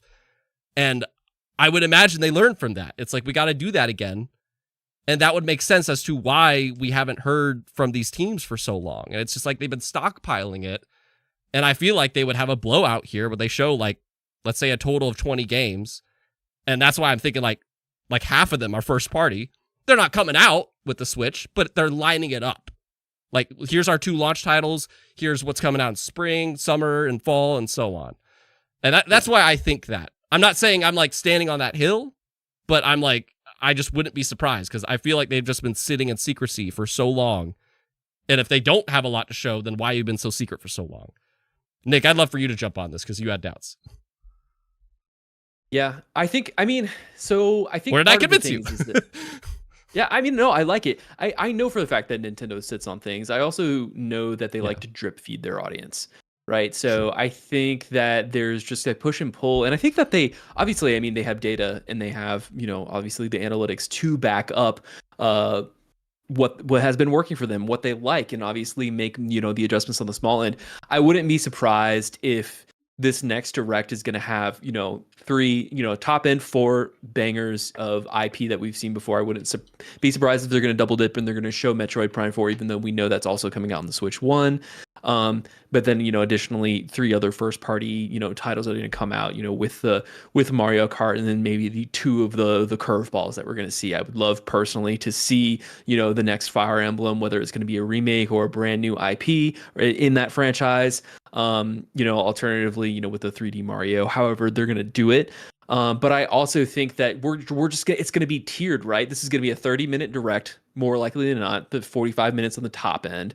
And they're probably going to have a lot of filler in this that they usually have in a lot of other stuff. We're gonna have stuff like the farming sims that you've never heard for in your life, and then some journalist is gonna pop off on Blue Sky and be like, "Oh my god, I've been waiting 8 years for this title to come out." Silk Song's gonna be filler, yeah. So I mean, like we're gonna have plenty of that. But yeah, I just think that like if we do, I mean, here's the thing: if we get anything more than 6 first party titles for the Switch 2 in 2025 alone is kind of crazy, considering the rate at which they have been releasing first party titles for the Switch 1. Considering also understanding the 8th year of its life cycle, obviously it is winding down. Why can I ask, Nick? Can I ask why you say crazy? Because I think that's not crazy. We've literally seen like a couple years in a row where they release like 5 to 9 games a year. I say it's crazy for Nintendo just because at the rate that I mean, first of all, just considering what 2025 is going to look like, especially in terms of competition, what the rest of the year is going to look like. We all know what's happening with Take-Two. But also, like Sony and Microsoft, they're going to be coming out with good games for the rest of this year. Not to say that any of those games really do necessarily compete or overlap with any of the Switch properties. But at the same time, I think that they know for a fact that there is going to be bandwidth in terms of how much money people are going to have at their disposal in order to buy these games over the course of time. And I think that in terms of like giving each first party title like a 2 to 3 month window to just kind of like exist out there without them adding more to that library or expanding that library, I think it makes the most sense. I say that, I think the reality of what we could see is that we're going to have this direct and it's going to talk about, 3 top end 4 games that they're going to release. And then they're just going to repeat and talk about those games at any of the other directs for the rest of this year. Alternatively, we get that fall window direct in September or October, and we get maybe 2 more. And I think and those probably wouldn't even come out this year. They would either come out at, a holiday right before Christmas, Black Friday, and then heading on to next year. I just think it's the reality of the way that they're shipping their games. Yeah. How about you, Onix? You're our middleman here, so how about you? Yeah. So I said 5 to 6, but I'm thinking bigger. Can I picture. ask you a question? Sorry, Onix. Nick brought up something good. No. I didn't even think about this. Length. He brought up length. I didn't even think about that. He brought up like 30 minutes, maybe 45 minutes generous. Maybe, I don't know if you want to bring that up, if you think how long it'll be. And I would say 40 to 45 minutes is what I'm expecting. I'm not expecting anything longer than 45 minutes. I want to look at the original Switch 1 event because I don't remember much of it. I remember it being somewhat live, right? And they had like a stage and everything. So I'm curious how they'll do this one. Probably. But in terms of the number of games, though, I'm thinking a little bit bigger picture, right? I'm not even thinking like within the year. That's why I'm thinking 5 to 6 first party, because it's like, here are our actual launch title / launch window, which if it's going to come out in June, we're thinking, hey, June to December is 6 months. That's your launch window. Right after that, essentially, you're talking launch year. So if we see like, I don't know, let's just say Mario 3D is going to be a launch year title, right? We got till the next fiscal year, baby. That could be a 2026 title, you know? Yeah. So we As might see C2 five brought or up, six they might spread not out. even need a release in 2025 to show up. He brought that up. Exactly. I mean, That's kind of what I'm thinking, where it's like I'm going back to that PlayStation Showcase. I know they're different, right? But PlayStation Showcase showed us a bunch of games that didn't come out for years. We saw Final Fantasy 16 there, and 3 years later, that game came out. I'm not saying Nintendo's going to use that same approach. However, I can see them showing a few title cards, a few things, and be like, "Hey, this is being made. Stay tuned." You know? Yeah, Then I with will. I will Point- defend. Like I don't know if Nick's about to bring this up, but yeah, like and Nintendo. We know Nintendo's has this habit of, and I love it. It's like let's just show stuff that's pretty immediate. You know, Yeah. like every now and then they might crack that, but most of the time Metroid it's like yeah, Prime 4, 2017. like that's an exception. Yeah. like I would say the that's holy a huge trinity exception. was a Metroid Prime 4, Bayonetta 3, and there was a third, and I don't remember what and Tears of the Kingdom. Like those were the three like big exceptions during the Switch era. But for the most part, other than that, it's like we announce a game, here's the release window. But I still believe that they still could do another Prime, Tears of the Kingdom, Bayonetta situation. But Yeah. If they do that, it's probably just like one or two of those. But I definitely Breath of the think they'll Wild 2 line was up. like that, because that was in Yeah, 2014, yeah, it was. and that didn't come out till 2017. A good 3-year Yeah. window there. Yeah, Sean, Metroid Prime 5 title card incoming. God. Yeah. I just think it's definitely, I think we've been trained by Microsoft and Sony to like watch these showcases and be like, oh my gosh, we got to get ready. Like this is going to be the thing that they're going to communicate for us to get prepared. Like this is the investment that they're promising us. I just don't think that Nintendo works that way. I think they're going to say, this is what we got. This is what we got coming. And I think in terms, and I love like your idea, because I think, you know, realistically, if this were a perfect world and Nintendo operated the way that we would expect them to as consumers, yes, pushing out 5 to 6 games, you know, during the launch year is going to make the Nintendo Switch 2 actually a super viable like competitor, even in terms of the Switch 1. Like that would be absolutely incredible. I mean, 5 to 6 first-party games in the first year of its launch would sustain it for the next 2 to 3 years, to be honest with you. They don't have to do much after that if they're really going to do it.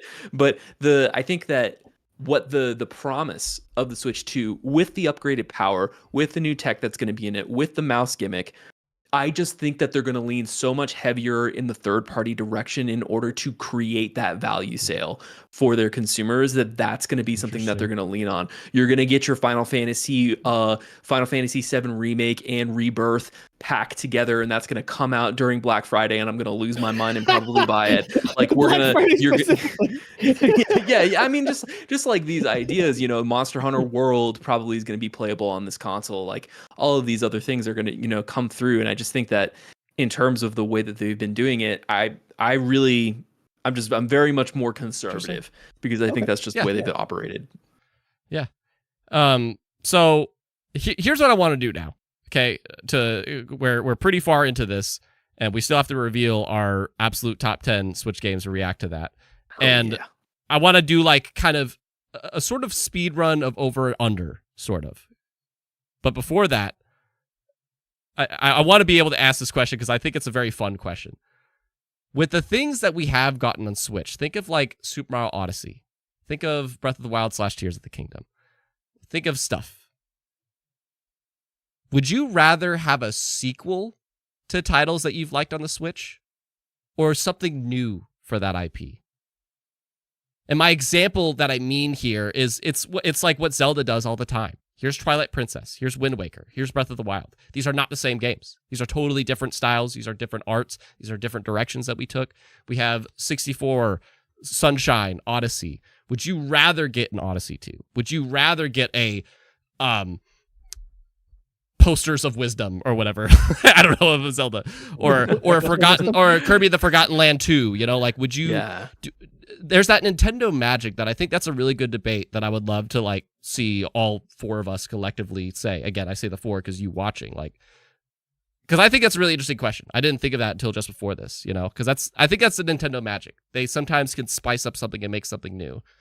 Are you ready to move on, basically, or do you want a sequel to certain things that you loved on Switch? Personally, I think it's going to be a bit of both for me. Like I want more of what they've done specifically in the Fire Emblem franchise. I want less of Engage, more of 3 houses. Like, I would like my Fire Emblem 6 houses. Whatever they're gonna do this next time. Like, I would like for them to, for some of my favorite properties. I think that they've come out and said specifically with Breath of the Wild and Tears of the Kingdom, like that's it of like those games, if I'm not mistaken. Please correct me if I'm wrong, Chad, or both of you gentlemen. I'm relatively sure that they said that they're going to be moving in a different direction with Zelda specifically.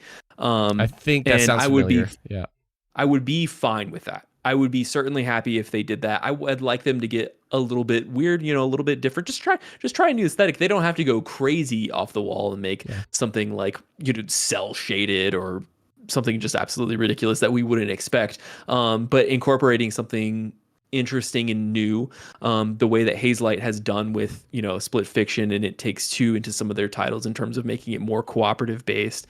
That would be really interesting if they were to go in different directions like that. I think for in terms of like the smaller, like the lower scale IP titles, like their B team, their bench that they have kind of sitting out there, like the Kirby and the Forgotten Land, some of their other titles, like whatever you're saying, with the Animal Crossing. I feel like Animal Crossing, they've perfected that art, and they just got to keep doing what they're doing with that. It's funny because I was going to bring up Animal Crossing as like an example of like, do they just do another type of New Horizon, or could they do something? Like, let Onix and me jump in on this, Nick, because like I think the thing that I think I lean to the side of I would like the fresh stuff, because I think Nintendo does a great job of doing that, and I can't pitch you the idea as much as I want in Odyssey 2. I admit I think it's really cool when they just think of something new, whether it's a freaking water jet on your back or you throwing a hat at things and you possess them. I like when they think of stuff like that, and I love Odyssey, but I think I would love to see, I don't know, it won't be Mario Galaxy, but something maybe he does do a sky thing, or I don't know what, but Nintendo thinks of stuff like that, and I think that's cool. And like Kirby and the Forgotten Lands, let me just suck these things up and literally like be a giant water balloon and stuff like that. I think that's fun when Nintendo does that, and especially for Zelda. I'm ready to move on from that universe and that world. I want to see the next take on Zelda. And that's what excites me. I like to see the next take on these things, but Creature says the next Zelda is an MMO. I would literally unalive myself if that was the case. I couldn't put up with it. I couldn't do it. Yeah. Onix, how about you? It's complicated, man, because I know it's complicated question.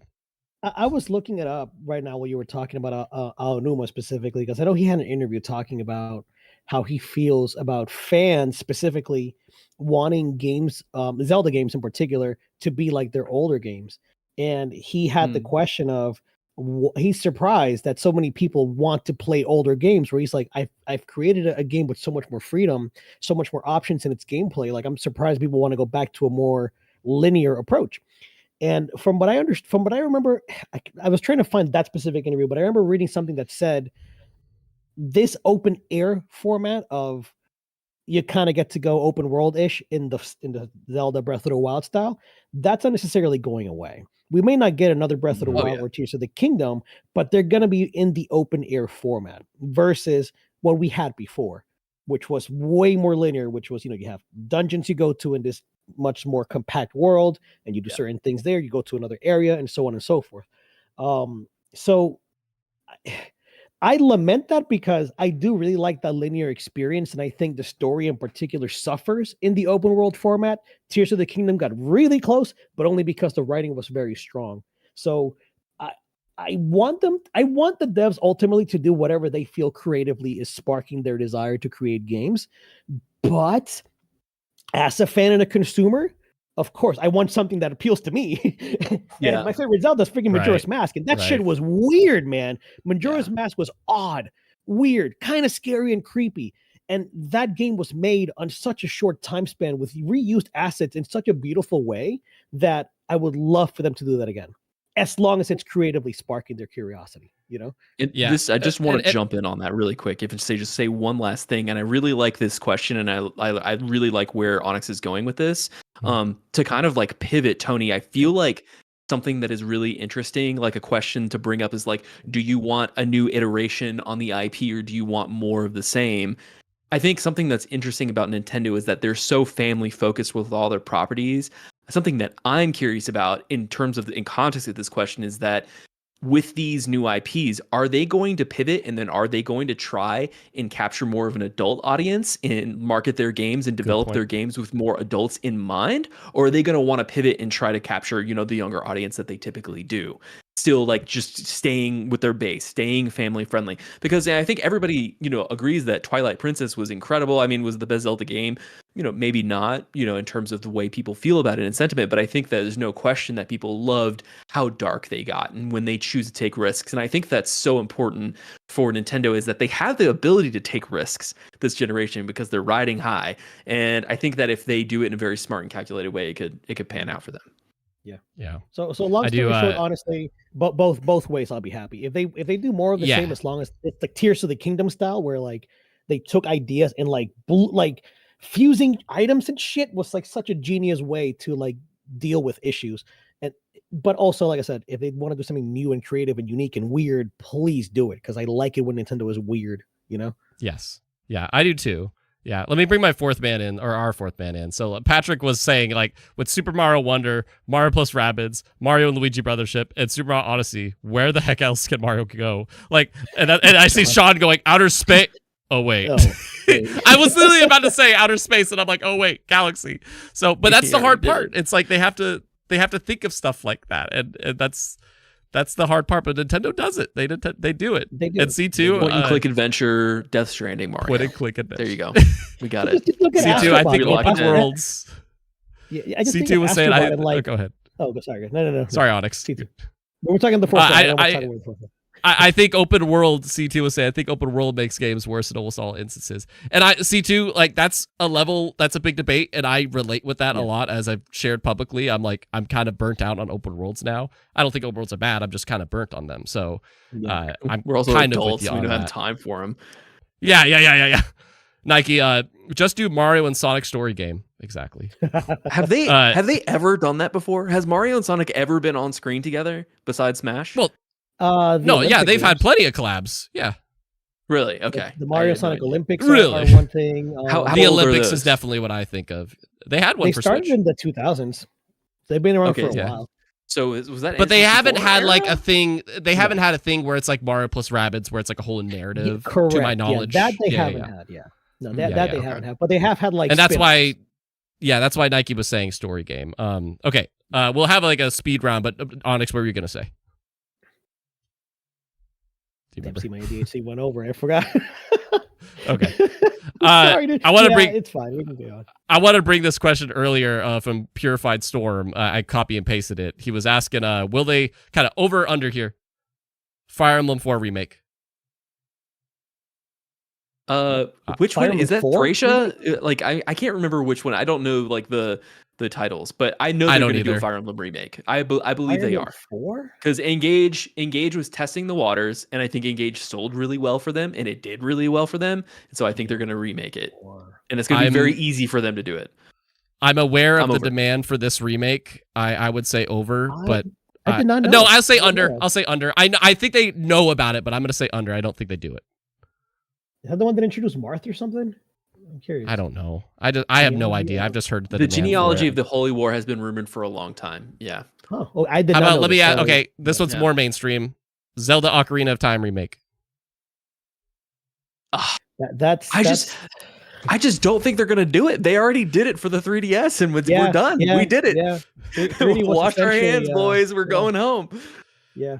I say under on that. So like if they shit, it's so hard because Ocarina of Time is arguably the greatest game of all time. Again, arguably. So it's like for them to touch that and want to remake that, it's like that's a scary proposition. Do they do it themselves? Do they get Aonuma and their team to work on it while they're trying to work something creatively new that made them millions of freaking dollars from Breath of the Wild? Like, give it to somebody else? Are they going to be able to do it? I don't know. I don't know, man. I see. Don't do if it. you're- I think Nintendo NPD could do it. I would love for an Ocarina on a modern console with 4K graphics, Yeah. 60 frames a second. Forget That's why I'm about it. saying if they did that, it would have to be Yeah. like a full blown remake. I don't want it to be like HD graphics. I would want like a Final Fantasy Oh, VII yeah. treatment kind of a thing. yeah. But so if remastered you're kind watching, just let's do like a quick speed run of things that like if you're watching, what our opinion might be. New Star Fox at launch. Storm asked. We mentioned how much we want it. Does it happen though? Under. I'm gonna set my under. expectations to under. Yeah. Did we all say under on that one? Under. Yeah, Under. yeah, under. Yeah. Sadly. Yeah. Silver. We need a Final Fantasy 11. 11. Why's 11? Is that the MMO? That's the first or was MMO that from 12? PS2. I love that. I have no. Silver Yeah. knows what's up. Shout out to Silver. 14 I got, yeah. Also, hi, Silver.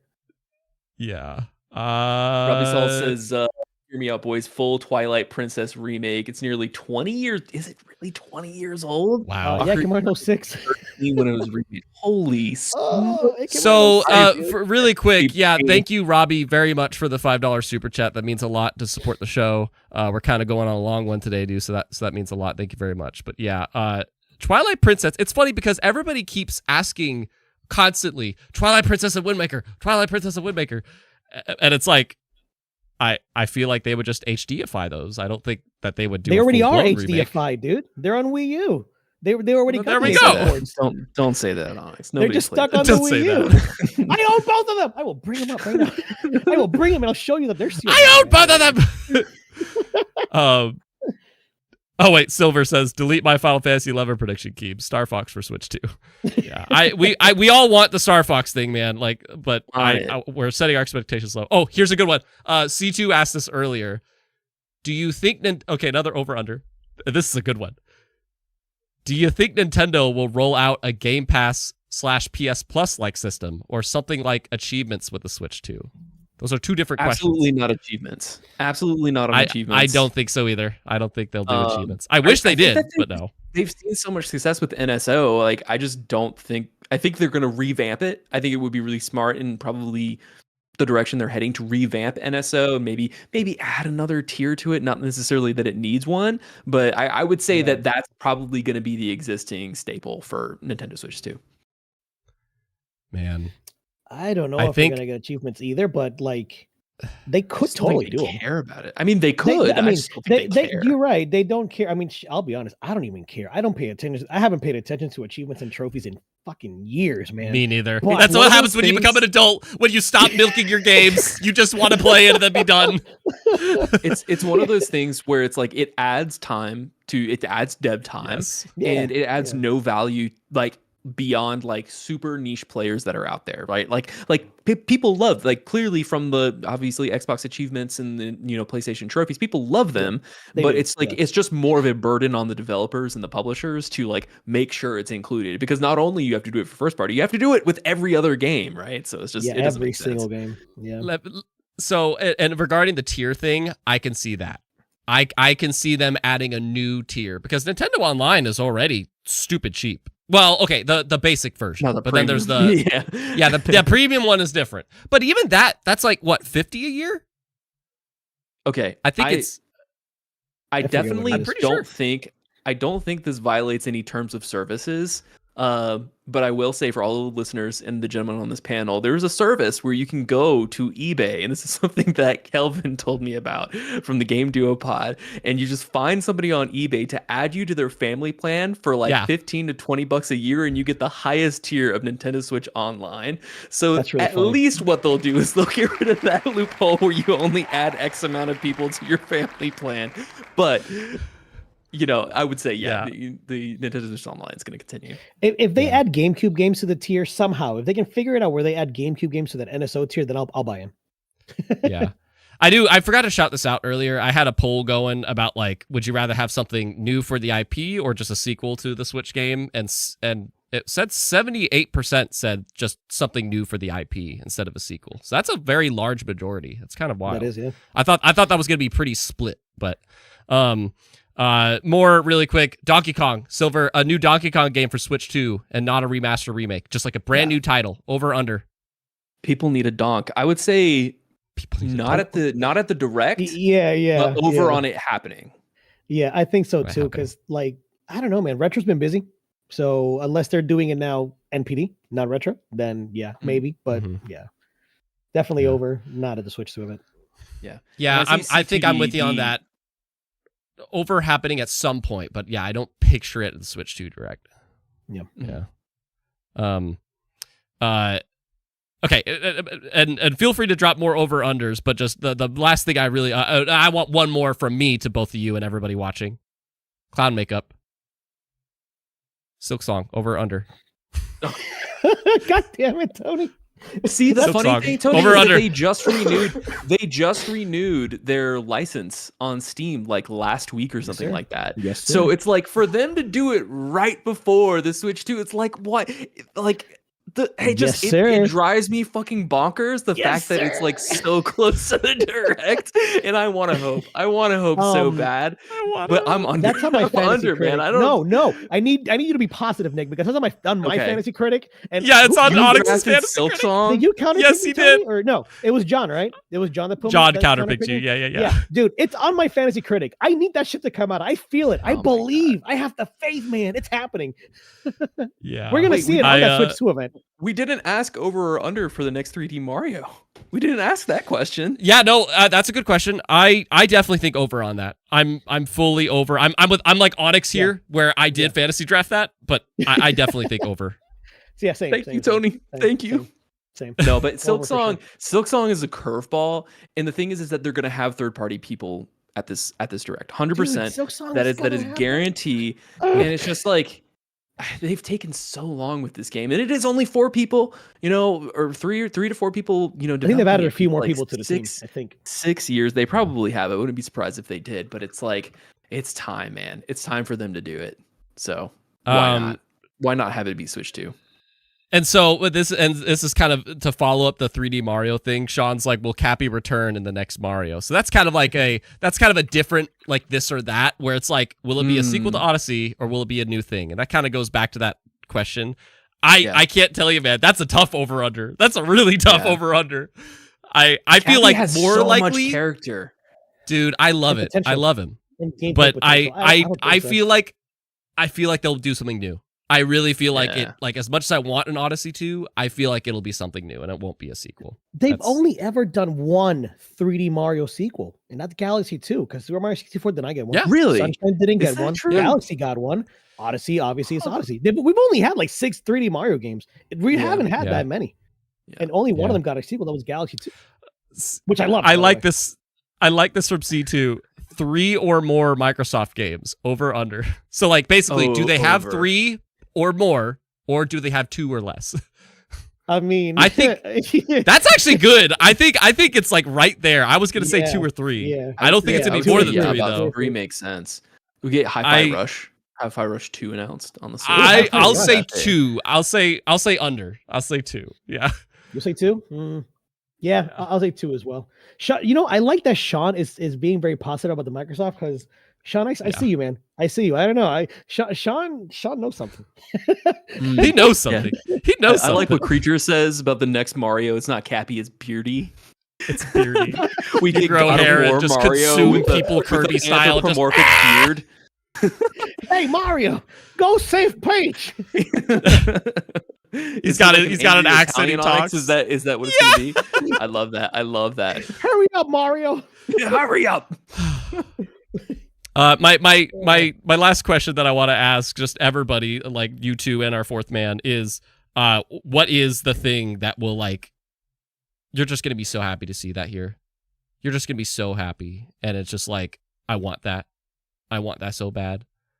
And I'll go first on this, and I kind of already shared it earlier, but in terms of Nintendo, it's Star Fox. I want to see Star Fox come back because he didn't get a chance on the Switch. But sorry, there is an over-under I want to shout out. Sorry, I forgot. We'll go back to that. But yeah, for Nintendo, it's Star Fox. But overall announcement, I'm very into this theory that Xbox has been sitting on Banjo-Kazooie because they want to reveal it at the Nintendo show. And that's a wild theory, but that'll be the thing that'll make me go, whatever, and then Star Fox will run her up. How about Purified, damn it. Yeah. Purified, damn it. That's a good question, Tony. It's a tough one. I would say, because I'm such a Fire Emblem shill, I'm such a Fire Emblem nerd.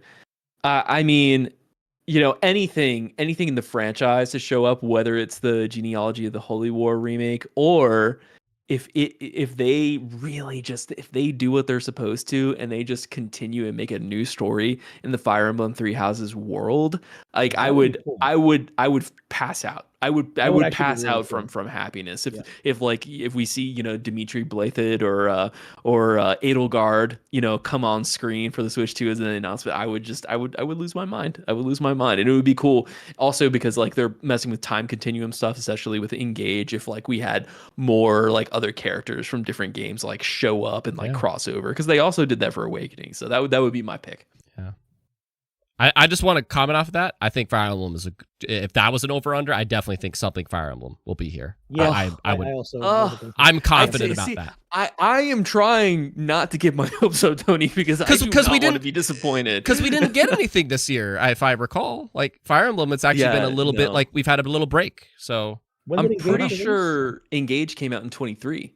23 January 23, mind you. Yeah, so it's been January. Yeah. Onix, how about you? Thing you would want most that would hopefully make you super happy? A new Star Fox would make me incredibly happy, but I'm gonna paint this picture just like I painted it for you. So this is a preview for my video. We see Master Chief. Oh my God. Why is Master Chief here? I think the collection is happening. He's running, doing his thing, pushing off covenants left and right. He throws a sticky grenade, blows up, and out of the smoke, the Smash logo rises. Oh, yeah, dude. Well, they brought Sakurai back. Sakurai's been working on a secret project for this whole time. They brought him back, and he won't say what he's working on. And of course, it's the next Smash. So it's there's literally been like there's been like a sense. couple people in the chat that literally said what you were saying, Onyx, like Smash 6 with Master Chief and stuff. Yeah, yeah. So my video, guys. So and it's just funny that like because I use that example to like really highlight the thing, and it's like, what the hell? I guess people really want this. I guess I'm connected. Didn't he? Was he like quoted saying, "I'm working on a special project for Nintendo"? Not first party and like. We don't know if it's for Nintendo. All we know is that he's been working on it since 2022. That's all we know. Because all of his YouTube videos have been backloaded. Like he recorded them all in advance. Genius. And he's been released. Genius. What a king. Genius. Wow. We love him. Yeah. Right. But that was a question asked, and Onix, I would lose my mind. I would lose my mind to that too. Because that's the beauty. I said earlier, my favorite moment with the Switch is the Smash speculation and the hype, and just like the Splatoon trailer. Again, we're sneak peeking to your video, but that would be just like the Splatoon, like leading into Smash Ultimate trailer, just like that, where it's a trick and a gotcha. Oh, it's for Master Chief Collection. Wait, yeah. So that would be a great gotcha. But the over under, I saw somebody bring up Smash 6. Do we see that here? I feel like. I kind of feel like Donkey Kong. I feel like the same thing with Donkey Kong. I feel like not whatever is next for Smash, and I don't know what the hell it'd be. Whatever is next for Smash, I feel like we see that at a later direct. They need a reboot. They need like a soft reboot for Smash Bros. I think like start over, smaller roster, but like change it in a way where it's like this is still clearly Smash, but it feels really nice and different and new. You know how they'll do that? I'll leave that up to Sakurai. Do you guys want a crazy pick that I think this is pie in the sky. This is just hype manufacturing at its core right here. What if we get like a black screen and then smoke on the screen, and then all of a sudden we see two keyblades clash, and it's the Square Enix logo for Kingdom Hearts 4. And the Kingdom Hearts 4, dude. Of all the places to show Kingdom Hearts 4, of all the places, that would be nuts. Like the Switch they love Square with Unreal Engine, right? So like, totally, damn, they love Square. Crazy. Oh my god, and they love Disney too. They love Disney and Square. Yeah, I think you died. Yeah, I would die too. Hey, Nick! I thought you were supposed to keep our expectations low, buddy. I thought you know what you did it to me. I do unto you. I do unto you. I didn't even think I see either Rob or Kel. I think it's still Rob. He's like Nick cooked with gas on that one. Kingdom Hearts was not on my radar at all for this event, man. So the fact that you said that, I'm like, Oh fuck! Wait a second. Square Enix. Yeah, because 100%. I do want to say, like, I think the partner edition stuff. I think we're actually going to get really hype partner stuff at this. I feel like this is going to be to kick off their next era. We haven't had a console launch since 2020, you know, and I think this is going to be a time that the partners that do show up, they want to like hit, you know, it's like, we're going to be here. Let's do it, you know. I'm calling it now. MGS Delta is launching day one across all platforms, including Switch 2. Delta. Okay. I mean, that's a smaller game. It could work. It really could work because they're using Unreal 5, right? Unreal Engine 5? I don't know. But I trust Konami. So damn, you trust Konami? I don't trust them yet. You trust Konami? Nick, you should have heard our fantasy draft. I trust that they want to market the hell out of that game, and then having them at the Switch 2 like launch event that would be like, that would be crazy. That would pique interest a lot. I mean, Snake Eater was on a 3DS, so you know that's true. Nick, you need to hear our fantasy draft because there's like you could tell Kelvin for like the whole fantasy draft he wanted to draft Snake Eater, but we don't know what he was thinking. But he would just say out loud constantly, I don't trust them though. Like he said out loud, you would never know. You never knew what he was talking about, but he would just say out loud, "I don't trust them though." I mean, I see. The funny thing is that like the new Konami actually like behind the scenes has been. They are the really good properties. Yeah, they are. They're back. Anyway. They're back. Konami's back. Yeah. But so before we get like any other speedrun comments on this Switch 2 Direct, before we are going to reveal what all the previous guests of Codename Good Game has unanimously voted on our top 10 games, and we're going to react to it together. Admittedly, I'm the only one that knows what the list is because I had to freaking accumulate the points, which, boy, I have a story about that. But before we move on, is there any final thoughts about this Direct next week? It's next week, man. It's next week. How about you, Nick? Under 2 minutes. Yes, I'll keep it brief. I'll keep it brief, Tony. Brief thoughts. Yeah, no, I think it's going to be by the numbers. I think that we're going to get less than we want, but we're also going to be surprised. And I think that they're going to make sure that we get some happy surprises, and they're going to bring the hype for every single mainline entry they're going to try and showcase. We're also going to see stuff that we're not going to care about there. And I think that third party is going to be a big deal at this showing. And I think that that's also, you know, with the people that they're flying out to actually preview and test it, they're going to have mainly thoughts on third party stuff. They're not going to show their hand with first party stuff until launch. I just want to say, C2 said Dragon Quest 12. I can totally picture that. I could totally picture that more than Kingdom Hearts 4. But yeah, Nick, that makes sense. How about you, Onix? Dragon Quest 12 is a really good pick. Hopefully it shows up. Rest in peace to Toriyama. Right, Toriyama. Yep. I also think that I like what Nick said. We will be surprised, but we will also not see everything we want. I think that's a realistic thing to say. But I am going to be the arbiter of hope. I'm going to be the arbiter of dreams, baby. Good vibes, Onix. I think this might be their best Direct ever. That's what I'm going to go for. I'm going to go for. I think we're going to see so many really cool things because, like you said, third party is going to show up. So yes, Nintendo first party will be important, but we're going to see so much cool third party stuff that, like, wow, some dreams are going to be made next week, you know? So that's where I'm at. That's where I'm at. That's man. A tagline, Onix. That's a tagline. Can I ask the both of you before you go, because I know we're taking so much time, but do you think they're gonna stick to the traditional Nintendo Direct format with like the white background and like the graphics, or are they gonna have like Sakurai walk out on a stage and like say, this is what we're bringing you, so sort of like the way that, you know, Phil Spencer and Jeff Keighley do? That's a really good question. I think it's definitely going to still be the Nintendo Direct format, but maybe like a slight, like, do they still do the thing? Do they still do the snap? Do they have the whooshes or whatever? Yeah. Now they're just going to go. And now for something really interesting. This is what I did to my wife last night. I hate it. I hate it so much. But I think there'll be like a little bit of a shift in terms of like the feel or the tone, but it's still going to be the usual Nintendo Direct. That's a good question. Like, I wonder. Yeah. Sorry, I just thought I was looking at something. But for me or Onix, sorry, I don't know if you have a comment on that, but. Yeah, I'm with you. I think it'll be the same direct. Yeah. I don't think they'll do. I think we would know if it was going to be like a live event by now. So. Yeah, we'll see. Well, it's definitely not a live event, but just in terms of like the presentation. Yeah, we'll see. Yeah. For me, I'm definitely between the two of us. I'm more on the Onix side of things. However, that E3 2017 direct is really hard to top. That direct was one of the best of all time.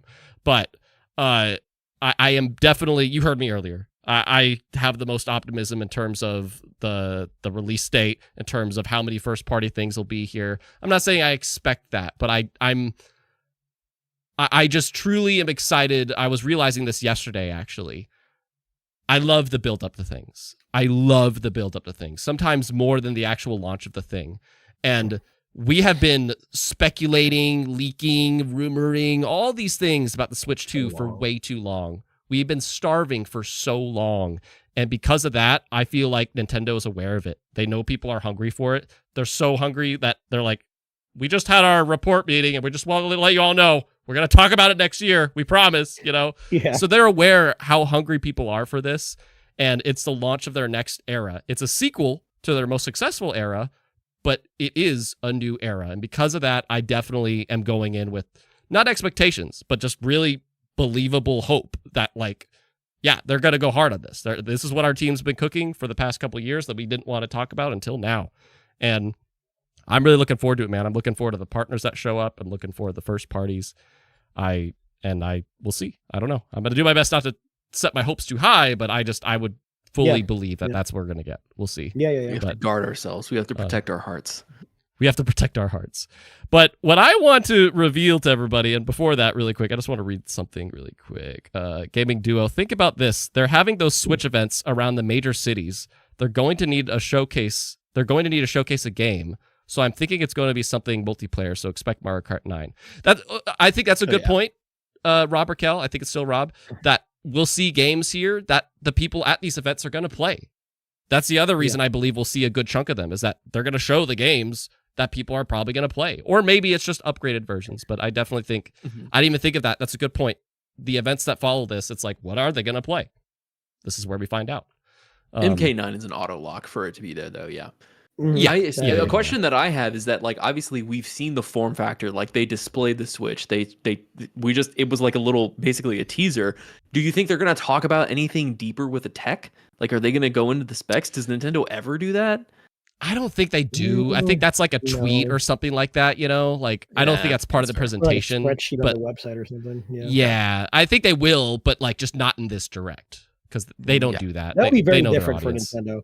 We have 20 I mean, cores, Look, the Elder Scrolls are going to be pissed that they don't do that, but that's true. John and Nate are going to be pissed that they don't do that, but whatever. Silver, you're giving me a migraine with the Dark Souls 2 mentioned. Don't please leave Dark that in Souls the past. That's so random.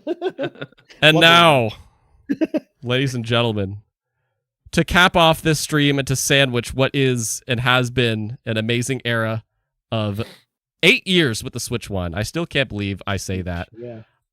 I would like to present what every person that has been on Codename Good Game has voted as what our favorite Switch game is. But I don't have. Hang on.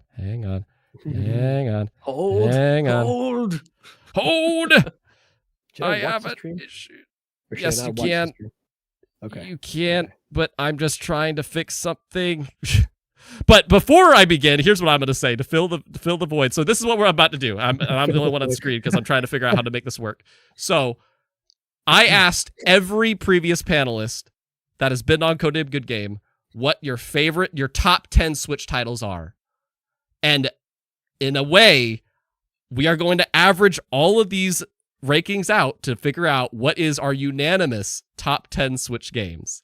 And the way it works is if you put it at number 1, that gave that game 10 points. If you put it at number 10, that gave it 1 point.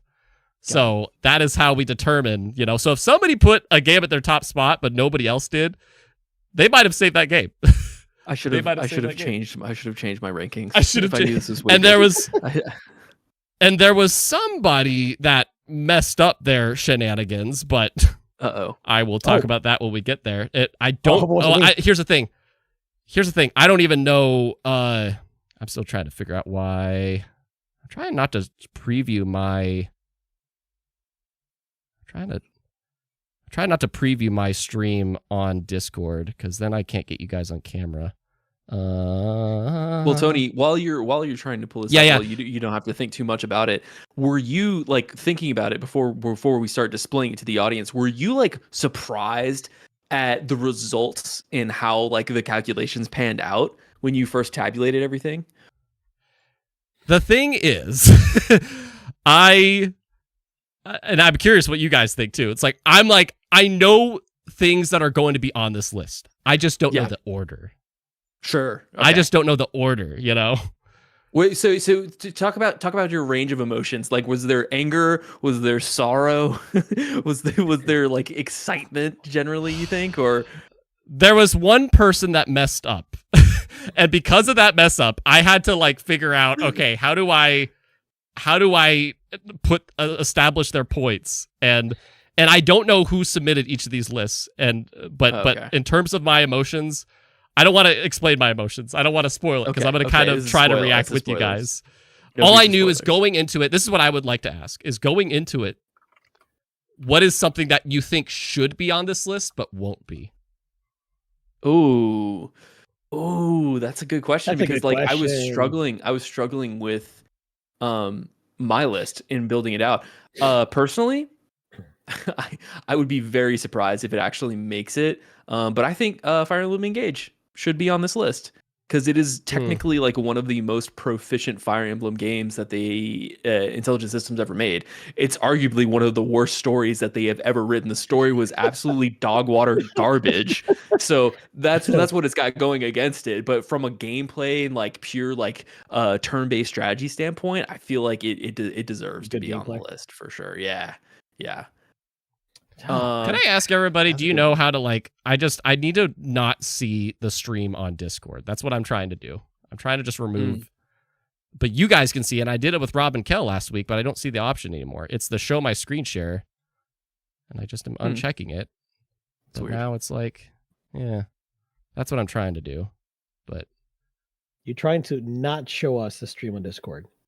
No, you guys can see it, but I am trying to make it so if I switch to the multicam, it messes with where everybody is.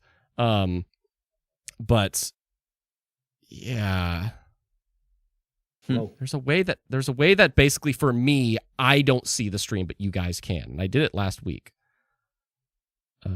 Change stream. I have Sorry, no gang. idea. I'm trying to. Yeah, that's beyond me. Unfortunately, because I've never tried to do this. It's beyond me. So I'm not much help right now. So here's what I'm going to do. Going back to your question, though, like, high key, I think people are going to sleep on Luigi's Mansion 3. Mm-hmm. And I think that it's not gonna. I don't think it's gonna make the list, but it was like arguably like one of the best first party games that we got. Yeah, what about you? You think anything's gonna be left out? I think. I mean, I hope it doesn't. Wait! I want to ask Onix. He hasn't gotten his shares yet. What do you think, Onix? Oh, sorry. No, yeah. I think Luigi's Mansion 3 as well. It's a game that I didn't actually put a lot of time into. My son has it. I got it for him, but I didn't play too much of it. Played the first two, liked them a lot. Bayonetta 3, I really, really enjoyed. I think Bayonetta 3 is a really friggin' good action game. It definitely won't make the list. And it's not such exclusive though, right? Like Bayonetta it came out on PlayStation, didn't it? No, or am I tripping? Bayonetta 2 and 3 were both published by Nintendo. Huh. Yeah. I fixed it. And developed by Platinum? They were developed by Platinum, or the IP is owned by Sega, but because Sega didn't want to publish it and lose money since the first game didn't sell well, Nintendo took up the publishing rights. So they are both Nintendo exclusives. Wii U for Bayonetta 2 and Switch, and then Bayonetta 3 Switch only. Let me make sure. You guys see my stream on Discord, right? The two of you do. Yes. Yes. You see what's on screen. Yep. Yes. Okay, so I got it. Sorry about that. I saw what the option was. Yes. And okay, so everybody else, I'm curious. Where is it? Sonic Mania sadly won't make this list, Sean says. Patrick says, I'll be surprised if I see ARMS.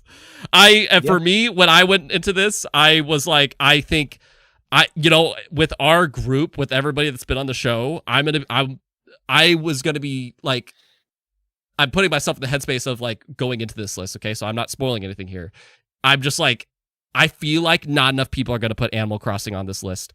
I'm going to be so sad about that because that to me is the most crazy. Important. That is the most important Switch game, in my opinion. In terms of people that like Animal Crossing. Exactly. Yeah. Way to quote Nick, Onix. Way to quote Nick. All right. Keep it down. Tone it down there. I actually am not a fan of the franchise. I haven't played it enough to be a fan. I don't. It doesn't interest me personally. But I do think I would never if it hadn't been for the pandemic. But yeah. Yeah, I think it's the most important Switch game, honestly, like in terms of importance, because that came at a time that the world needed a game exactly 100%. I was this close. To getting it, but I didn't. Yeah. So, and one more quick, just don't go on a rant about it. Just very quickly, favorite Switch titles that maybe if you want to spoil what was your number one, like I admit on my list, I put Super Smash Bros. Ultimate. I really I love that game. That you feel is your number one. Yes. And that's one of those titles that I'm like, I bet it's going to be on this list, but I don't know where it's going to be.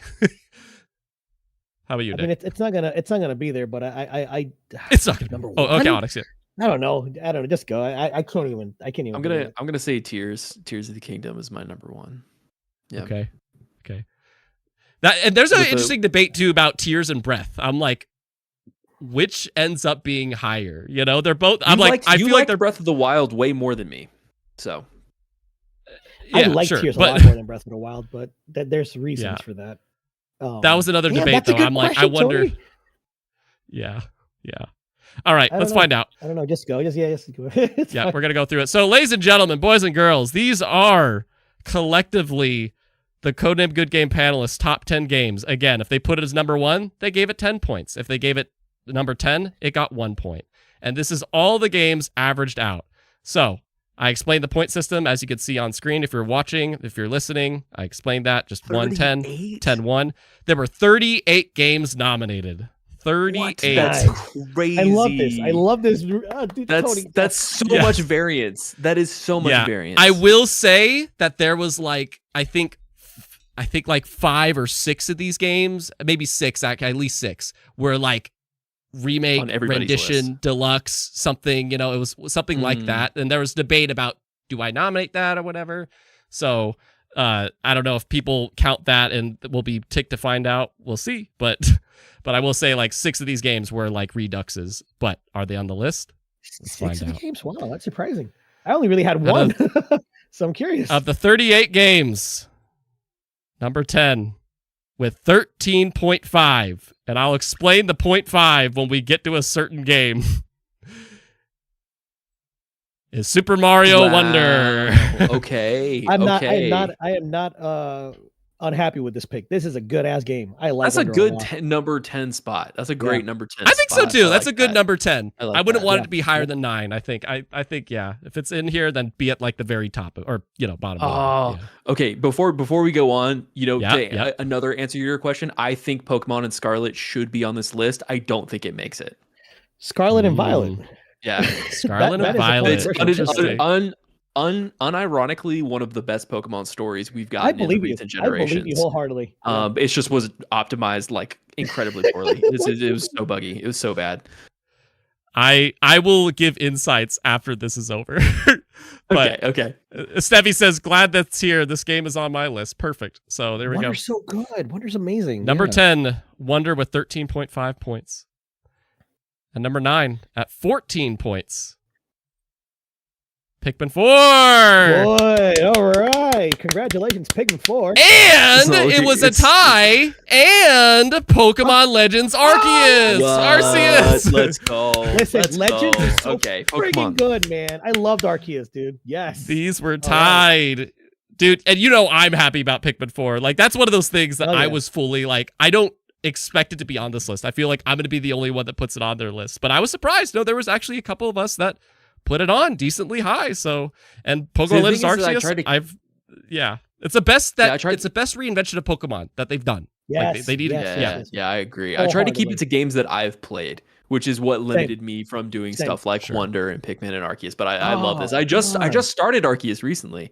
Dude, there's play through that. it. It's good. It's good. Yeah. Yeah, Nick, it's one of your 3 most anticipated. You gotta.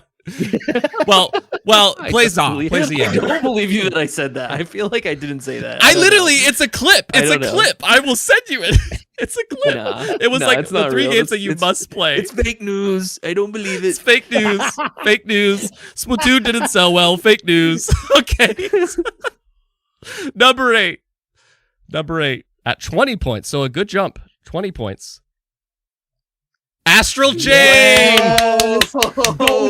Astral One of the Chain is best so Platinum fucking games, dude. good. Holy Another shit. game that I was We're like, winning. is this gonna make the list? Is Astral Chain gonna make the list? It did, baby. It did. Goated game. Dude. This is incredible. I love that. I love Yeah. that. Platinum just nobody does it like them.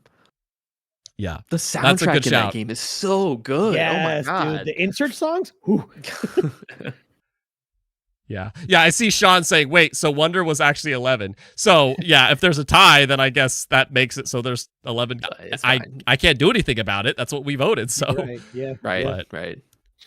but at number 7, This makes me scared. at 21 points. So it's only 1 point above Astral Chain. So just barely nudged over it. Is it me? Fire Emblem 3 Houses! Yo. This is so Fire Emblem low. 3 This Houses. is so low. It's on Is the this list. so It's on the low? list. This is It's so on the list. low. That's so low, but it's on the list. Thank you. That is It's on the Thank you list. to the Samurai It's Game on the Studios. list. Hundreds and hundreds of games potentially could have been on the list. So, like, this Yeah, is pretty I high mean, considering. Yeah. I'll take it. It's fine. I Out get of- it. I'm yeah. a super nerd for this one, but this is good. This is good. This is another one of those games, Nick, that I was like I admit it wasn't on my list because I hadn't played Fire Emblem 3 Houses, but I'm well aware of its reputation. Like It's really everybody good, that's played dude. this loves this. Yeah, Keith, C2's you like really 3 might Houses enjoy at this number game. 1. Tony, you really might enjoy this game, like genuinely. I think it's. I Really don't think I would too. I don't think you will, I think I would Onyx, too. because it takes 120 hours to understand the story. That's what I was about to and he's ask. not gonna That's wanna what I do was it. about to ask. That's true. There is a lot that you can do. I mean, you don't have to, but yeah. Yeah. Yeah. But it's on the list, Nick, so there you go. Enough people put it on. It got good points, but Good enough. what's higher than it? At number 6 at 22.5. So this just barely nudged over Fire Emblem. Like I'm literally pissed. by 0.5. I'm pissed. I'm What is pissed. this trash? Mario Kart 8 Deluxe and Xenoblade Chronicles 3. Chronicles 3. No! Okay, I'm Xeno partly to 3. blame. I'm partly to blame for this because Xenoblade Chronicles 3 was my number 5 pick. Let's And it's go, just such a dude. fucking good game. It's so good. Oh my god. And Yeah, I'm sad to say that I- I've never played it, so I need to. I need to make time to play the series. So this is where I jump in for a little bit, okay? Because not from what I chose, but in terms of how I accumulated all this. So almost like half the people I sent this list to, again, this is everybody that's been on Code Name Good Game. This is like there was a total of 11 responses on this, which is awesome. Yeah. So half of everybody was like, is Mario Kart 8 Deluxe eligible? And I'm like, honestly, man, I leave that up to you. Like, is there enough new content that you would put it over Forgotten Lands, Astral Chain, or anything? You know, that's up to you. Yeah. And so that's one insight. The other insight I want to say is Xenoblade Chronicles 3.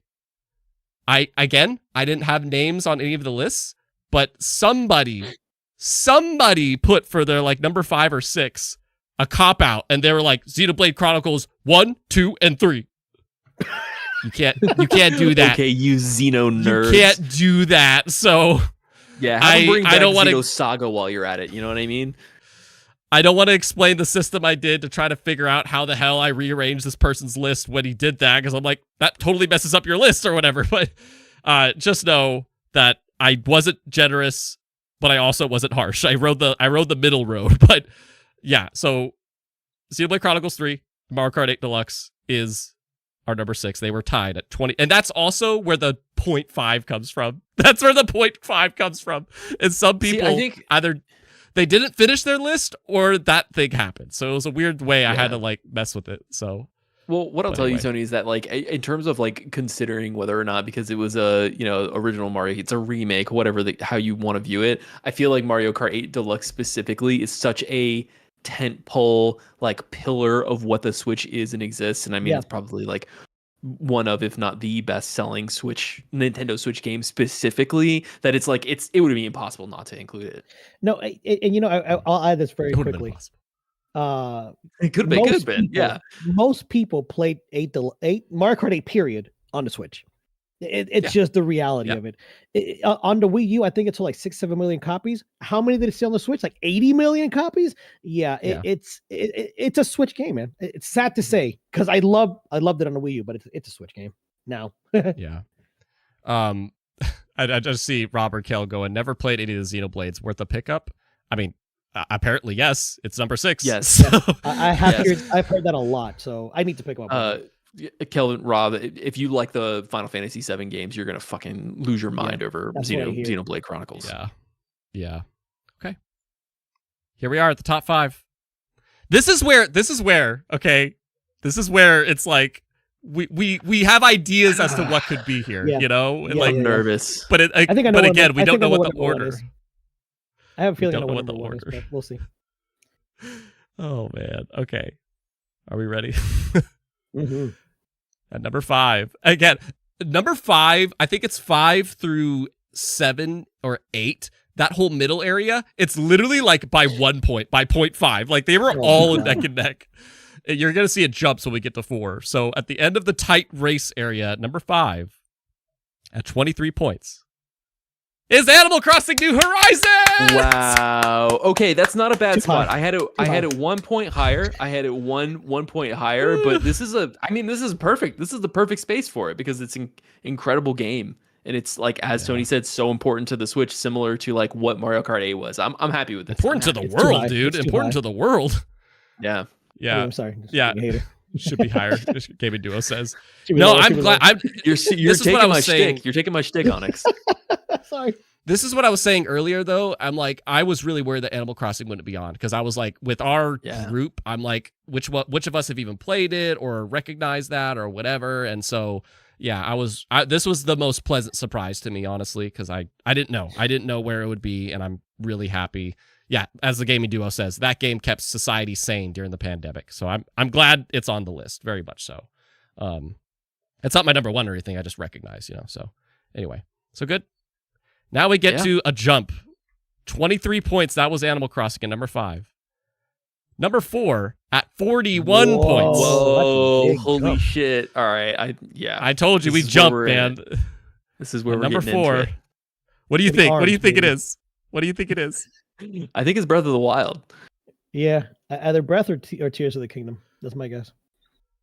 At number 4 is Metroid Dread. Whoa! Okay, let's go. Dread. Some tastemakers. We got some tastemakers in the community. Some tastemakers.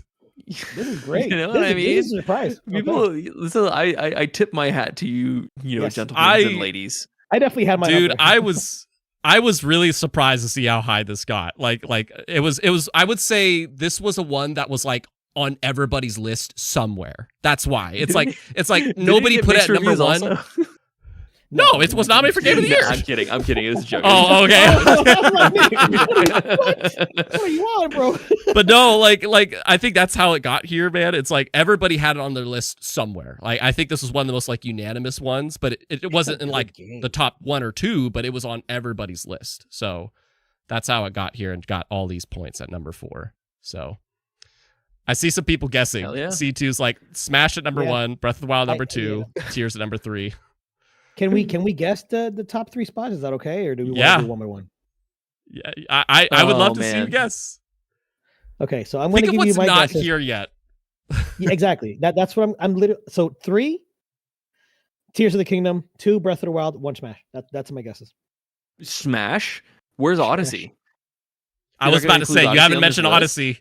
I haven't. I don't know if Odyssey's going to be on here. Oh my god! Odyssey hasn't been on this list yet. I would lose my mind.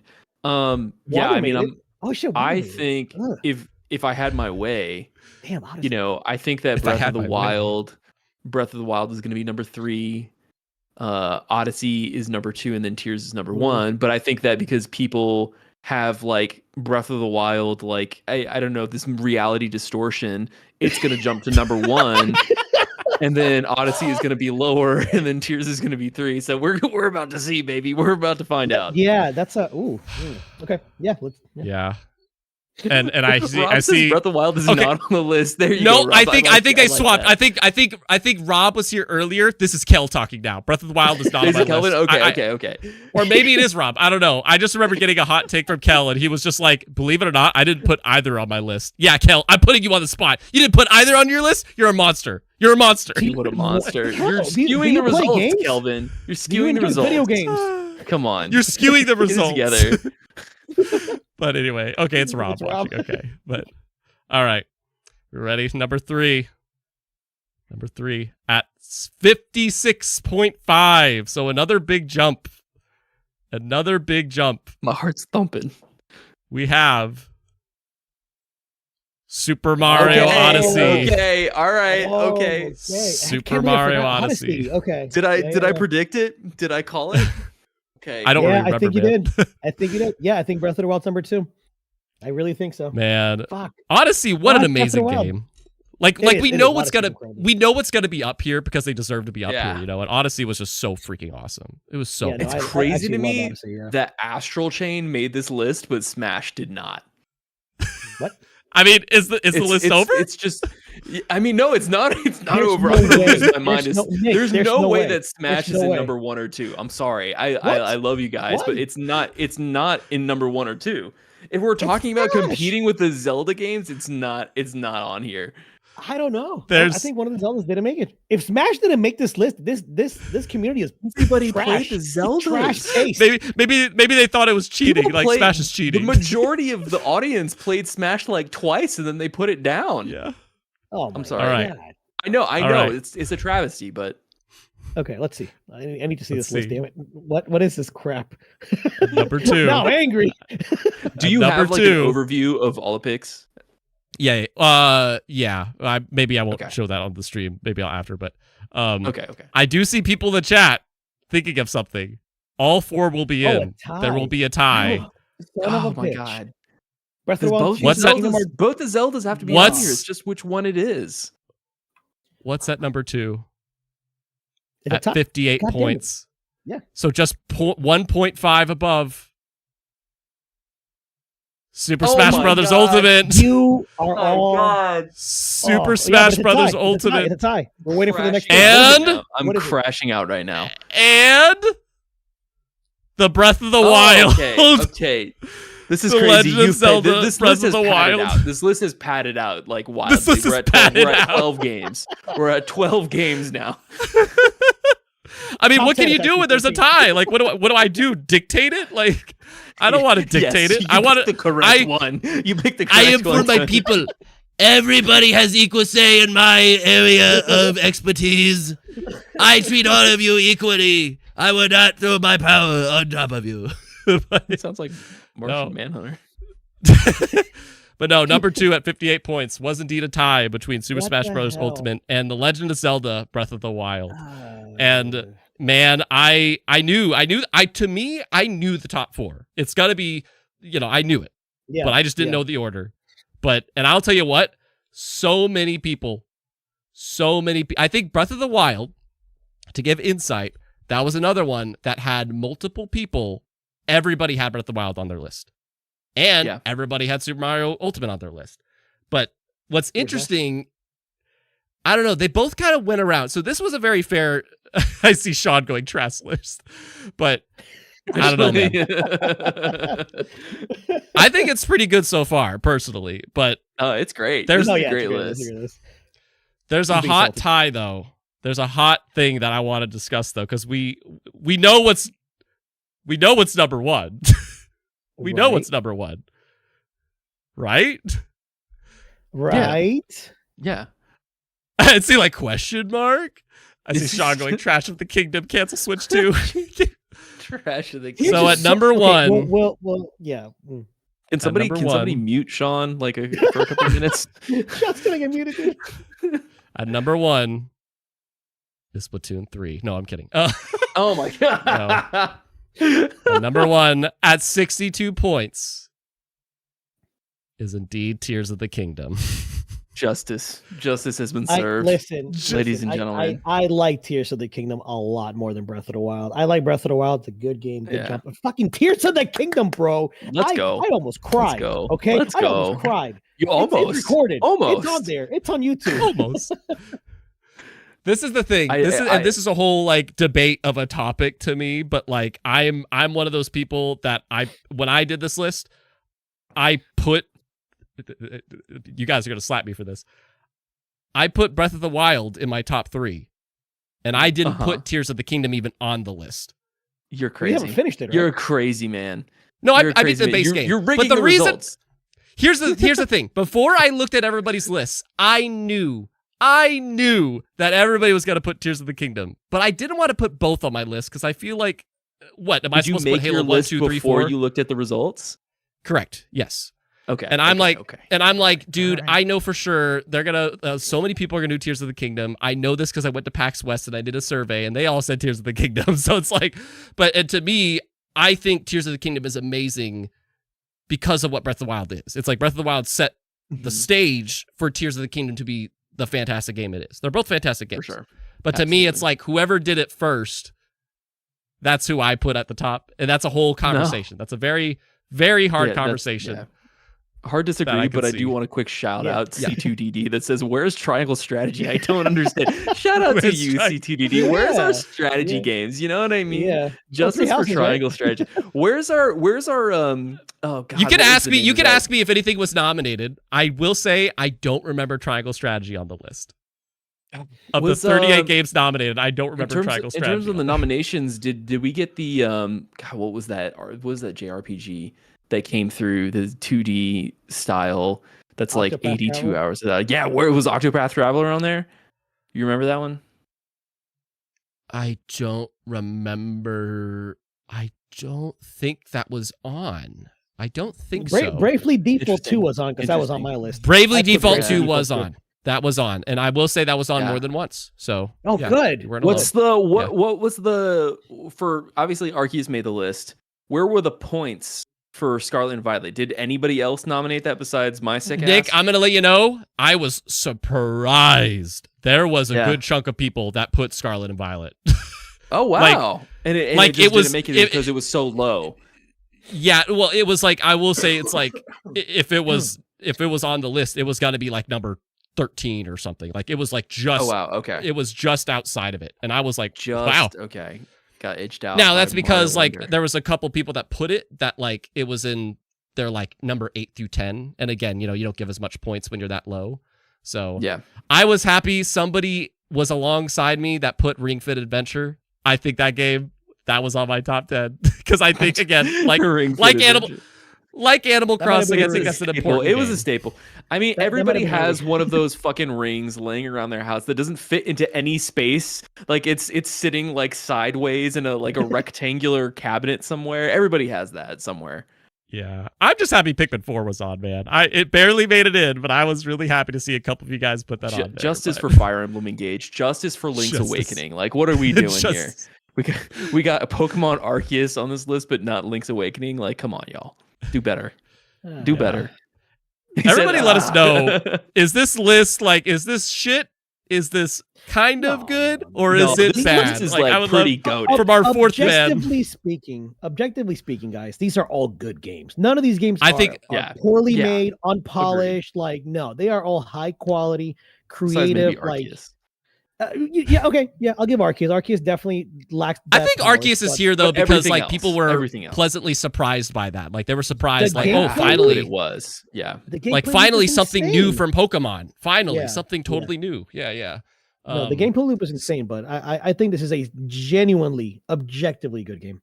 Yeah. All right. I think the group here. I think there's everything on here deserves to be here for sure. I don't like. Honestly, yeah, there's things that could have been on here. Oh, I will shout out. Is there anything that's not on here? Like Nick was saying, Fire Emblem Engage. For me, Kirby in the Forgotten Land. I'm sad about that. Oh, that's actually I'm sad about that. Make a list. I'm pretty sad about that one. I hate it because I just think that Kirby doesn't have reach. Like just exactly what Onix said. Like I feel like I love Kirby so much, but I just feel like he doesn't have reach in the modern era, unfortunately. I thought Forgotten Forgotten Land Lands looks was really awesome, good man. though. Like I wanted to play it, I just never got around to it because I do like Kirby Yeah. games. I've played plenty of Yeah. them. It's just I just never got around to it. You know. Well, out of everything, Yeah. right? Out of everything that you have to play, or you feel like that you have to play year over year, like what gets pushed down the list? A Kirby in the Forgotten Land gets pushed down the list, right? Yeah. I mean, I put Monster Hunter Generations Ultimate and Monster Hunter Rise plus Sunbreak because those are Oh, two I'm games that surprised about Monster Hunter. Yeah.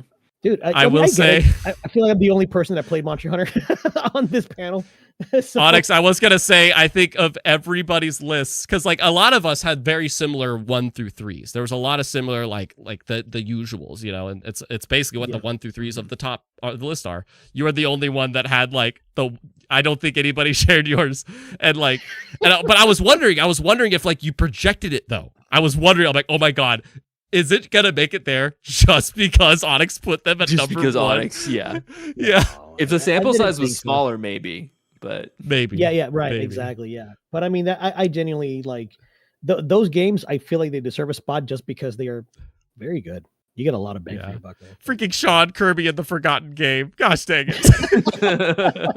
Rob's asking, okay, what would you get rid of on this list for Kirby? And I appreciate that because that's always a question when the Game Awards come around and people are like, I wish this was nominated. It's like, cool. What would you swap out for it? I Animal appreciate Crossing. that. Pikmin 4, easy. Pikmin Animal 4, Crossing New easy. Horizons. Get it out of here. Because like in Kirby, you can quiet. actually play the game. You can actually play Kirby. There's gameplay there. If it Animal was- Crossing, you fall asleep to it. I You think guys might hate me. again. I'm kidding. I'm being harsh. I think of everything here. I think everything deserves to be here. For me, it would probably be between Wonder and Deluxe. Probably Deluxe, just because I'm like on the fence about it. I totally get the argument for it, 100%. But like for me personally, I debate. And then Wonder, I don't it's like care I about think it's a Mario great Kart game. I think Wonder's a great game, but it's like top 10 material. I don't know. So I'd probably one of those two if I had to swap. It's really good. That's why it's like I'm not saying anything doesn't deserve to be here. I think everything deserves to be here, but it's like if I had to swap something out to get Kirby in, that's what I'm saying. So I would do Wonder too. I like that. I like that poll. I would say that Wonder could easily Wonder get pushed over down. Kirby. Ooh. Yeah. I don't know, man. Wonder that platforming in Wonder was excelente. Yeah. So Tough. so It was a tough one. our quote unquote top 10, even though there was some ties, so it's more like top 12 or 13. Our best Switch games are The Legend of Zelda Tears of the Kingdom, followed by Breath of the Wild and Smash Ultimate at number 2. Then number 3, Super Mario Odyssey. Number 4 is Metroid Dread.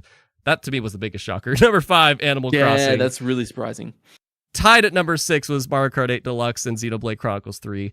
Then at number 7 was Fire Emblem 3 Houses, I believe. Then 8, Astral Chain. 9 was a tie between Pikmin 4 and Pokemon Legends Arceus. And at number 10 was Super Mario Bros. Wonder. Those are our favorite top Switch titles. And I think that's a very good list, honestly. But It's a great let us know what list. you think if you watch this. And I'm going to let the show end there because we have been going for a long ass time. Oh my goodness. A little bit. But, a little bit. But it's been a blast, and I would like to wrap this, but it's next week, gentlemen. The new era of the Switch 2. It's happening. And I appreciate the both of you being on to talk about it. Because this is the last time we'll be able to do it. We're It's hyped. the last time. Yep. Right. So plug into Onyx's channel. He's got a bet special going on, as well as the Friday Night Gamecast at Nick. Any final parting words? Nick, how about you? I would say that this has been a great panel. Thank you for having me on again, Tony. I would say that after like the first few months of the Switch 2 coming out and everything that's out on it, like I would love to like have this panel come and do a recap and be like, what thoughts so far? Yeah, I like it. I like Be that fun. idea. Yeah. Yep. Onyx, how about you? Same. Looking forward to Switch 2. I think that what I look forward to the most is that these developers will now have more power to play with. So I can only imagine what Monolith thought with NPD, right? What Retro, even I don't know who's going to do the next Metroid 2D, but what these devs can do with this more power, like I can't wait to see what they cook up. It's going to be great, man. It's great. Yeah. Great time. We'll find out next week. And you, the fourth man, I appreciate you watching and all your questions and all your thoughts. Let us know if you have any more comments or questions about what could be at the Switch 2, or if you somehow see this afterwards and just wanted to find out our top 10 Switch titles. What are yours? You are a part of this just as much as we were, and I appreciate you being a part of it. Don't forget to be Geek Proud Awesome, and we will see you next week when the Switch 2 is fully revealed. Until then. See ya. Bye, guys. Bye.